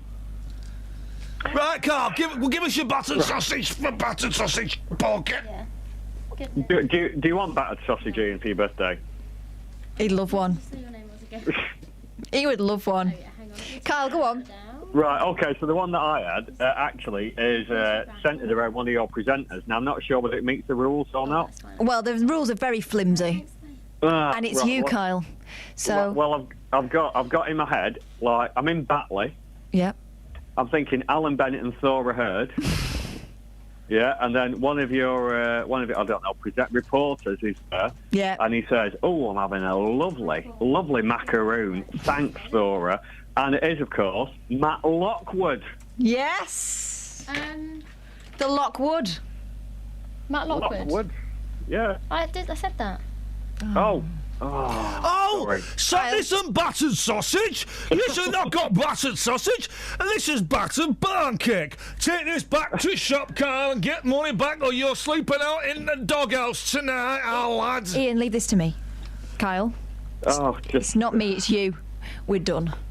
Right, I'm sorry. Yeah, loser. He's a loser, baby. So we have cut him off. Daniel. Hello. Someone who speaks properly. Yes, Daniel.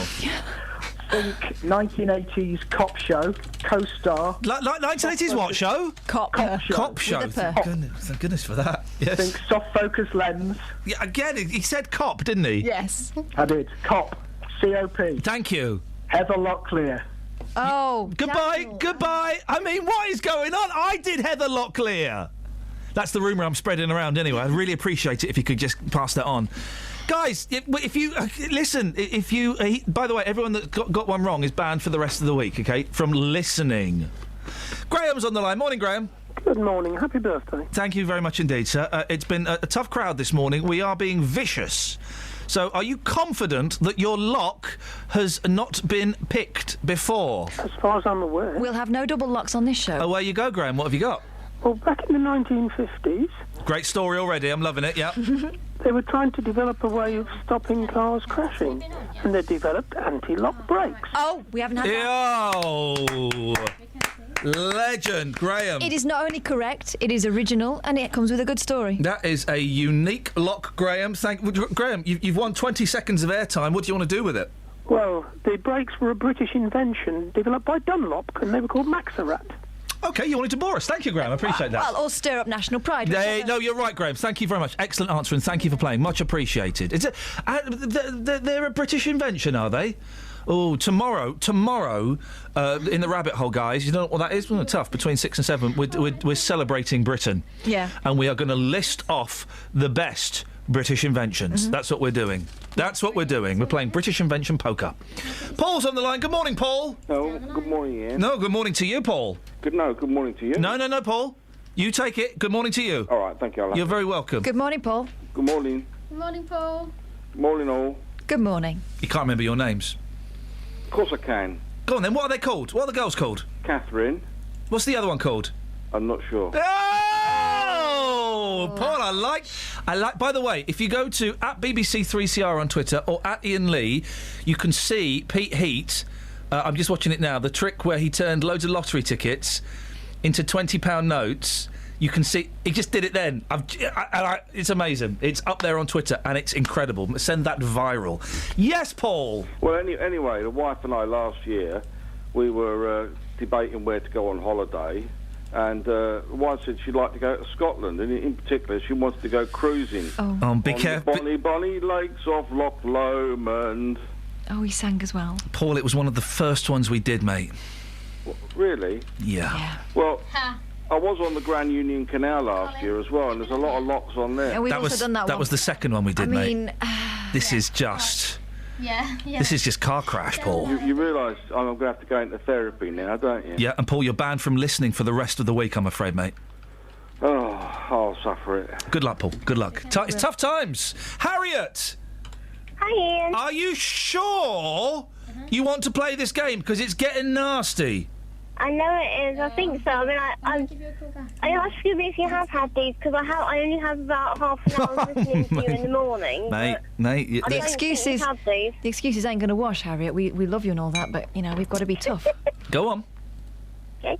Fetlock. Thanks for calling. Oh, she makes me so angry. Why? She could have done so much better. I wanted to hear what the rest were, but we can't. Well, let's give her one more chance. Okay. Harriet? She's gone. No, she's gone and she knows. Kelly cut her off. Good No, for I you. didn't. She dropped. Good for you, Kelly. I like Kelly that. completely Harsh. Harsh, but unfair, and I like that about you. Colin. Colin, in Harpenden with chocolate Labradors. Sorry? Colin with the dogs, remember? Colin. Oh, Colin, how are the dogs doing? You all right? Perfect. Catherine's going to be pregnant. Catherine's going to be pregnant? What is that? Yes, next week. Is that is that a threat? No, it's all booked in. Saturday, Sunday, she's going to be mated. Catherine, did you know about this? You've been booked I've been booked in without my consent. I'm not going to argue, but... Who's she being mated with, Jake? No, Drake. Drake? The rap artist? Catherine's going to be impregnated by Drake, the rap artist? Oh, I'm sure the payments will be healthy until the child is 18. OK, let's go for it. All right, Catherine, well, congratulations in advance of your pre-impregnation. Wow. Fair enough. Colin, are you sure you want to play Lock Poker? Because we have just banned 4 people from listening to the show for the rest of the week. Fair enough. It's a risky take, isn't it? just do a story first of all, because you use it at school, at the gym and at work or at the airport. It's at Locker. Thanks for calling, Colin. It's been great having you as a listener. We look forward to you listening again next Monday. Why? Because we did Locker. Oh, yeah, we did I that. put my scarf in there, remember? Yeah, why are you wearing a scarf in there? Can Simon Oxley play? On news. Is he around? Has he sent this one down? Yeah. What's he sent? Grand National Horse. Oh. Slipped and fell within sight of the finishing line back in 1956. Devon Lock. Hey, and I remember that because Simon Oxley was 11 years old when that happened. He was riding the horse. That means he can read the news now. From now on, he's got a nickname. He's not Simon Oxley, Simon Loxley, guys. Simon Oxley. We got Simon Loxley. You can read the news, Simon. Yes, well done. Well done. I didn't know he listened to the show. I've not said anything rude about him over the past 3 years, have I, on air? I just thought he did his bits and then went and listened to a decent radio show. I kind of. He's a very intelligent man, I'm sure. I know, that's why I'm surprised he listens to this rubbish. I'll put you straight through. Stay Butter sausage lock, says Adrian. No idea what that means. Butter sausage? Gosh. Carpet Martin, yes, Lockheed Martin. Well done. Is that his dad? That's an arms manufacturer. Shouty Chris, you're the last one on today's lock poke-up. We will, of course, be playing it tomorrow. For the rest of your natural life. What have you got for us, Shouty Chris? Voyage to the Bottom of the Sea, 1960s, David Lockhart. We certainly have not had that. We've certainly not had Lockhart, no. Chris, you are the last player on today's, and a player's gonna play. You win the last 20 seconds of the show, Chris. Over to you. Welcome to BBC Radio 3 Counties, and this is the Chris's 20 seconds of the show, and I'm listening all week, yeah! Well, some might say that she wasted 8 of those 20 seconds, but you never know. Travel news for beds, cards and bugs. BBC Three Counties Radio. In Stanbridge on the A505, that's been partially blocked in both directions at Stanbridge Road because of an accident, and that's involving 3 vehicles, causing some delays. Also, the A5 northbound is really busy, and there's been a breakdown at Woburn Road, adding to those queues. And the A1 southbound is looking very busy from the St Neots Junction towards the Black Cat roundabout. It's also queues on the M25 anti-clockwise between junction 17 for Maple Cross and 16 for the M40. No reports of any problems at the moment on the trains, though. Samantha Brough, BBC Three Counties Radio. Sammy, thank you very much. Don't forget, if you want to see Pete Heat, at Pete Heat, the magician we had in, at BBC 3CR has tweeted the clip of him doing a brilliant trick. I'm just about to retweet it at Iain Lee. Thank you, Pete. Thank you, Kelly. Thank you, Shags. Catherine, we've really got to try and schedule that meeting because this is just untenable. Back tomorrow at 6. Until then, from us, ta-ta. Local and vocal across beds, hearts and bucks. This is BBC Three Counties Radio. Thank you, Ian. Good morning. Welcome to the JVS show. I'm Jonathan Vernon Smith. It's Tuesday. It's 9 o'clock, and on today's big phone-in, is it stupid to let people drink when they're travelling by plane? Police were called to Luton Airport this weekend to meet a flight from Turkey, as the model, Kate Moss, had been disruptive during the flight. Eyewitnesses claim the model was denied alcohol during the flight and instead produced a bottle of her own vodka before calling the captain a basic B. B being the word for a female dog. Earlier this year, the body who represent UK Airlines called for tougher rules to govern those who want to drink whilst travelling by plane. And of the 114 cases of flight disruption recorded by the Civil Aviation Authority last year, the majority were alcohol-related.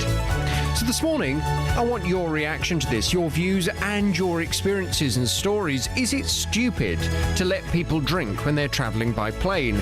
Pick up that phone, come on and have your say on 08459 455 555.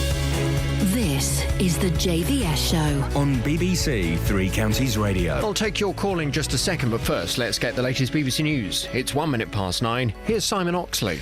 The headlines: murder investigation after fire in Milton Keynes, 8,000 jobs to go at HSBC, and homeless hostel closed down in Bletchley. BBC Three Counties Radio. Police have launched a murder investigation following the death of a man in Milton Keynes. His body was discovered following a fire in Wolverton last night. A man has been arrested. More from Carol Abercrombie.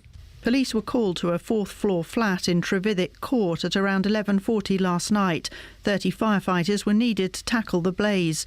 A man believed to be aged in his 30s was found dead at the scene. Thames Valley Police say a 25-year-old man has been arrested on suspicion of murder and is currently in custody. Officers are making inquiries in the area this morning. HSBC has announced plans to cut 8,000 jobs in the UK, a sixth of its staff. The posts will go in its retail and investment banking businesses. Another 17,000 jobs will go around the world as HSBC switches its focus to Asia. Dominic Hook from the Unite Union says loyal, hard-working staff will be losing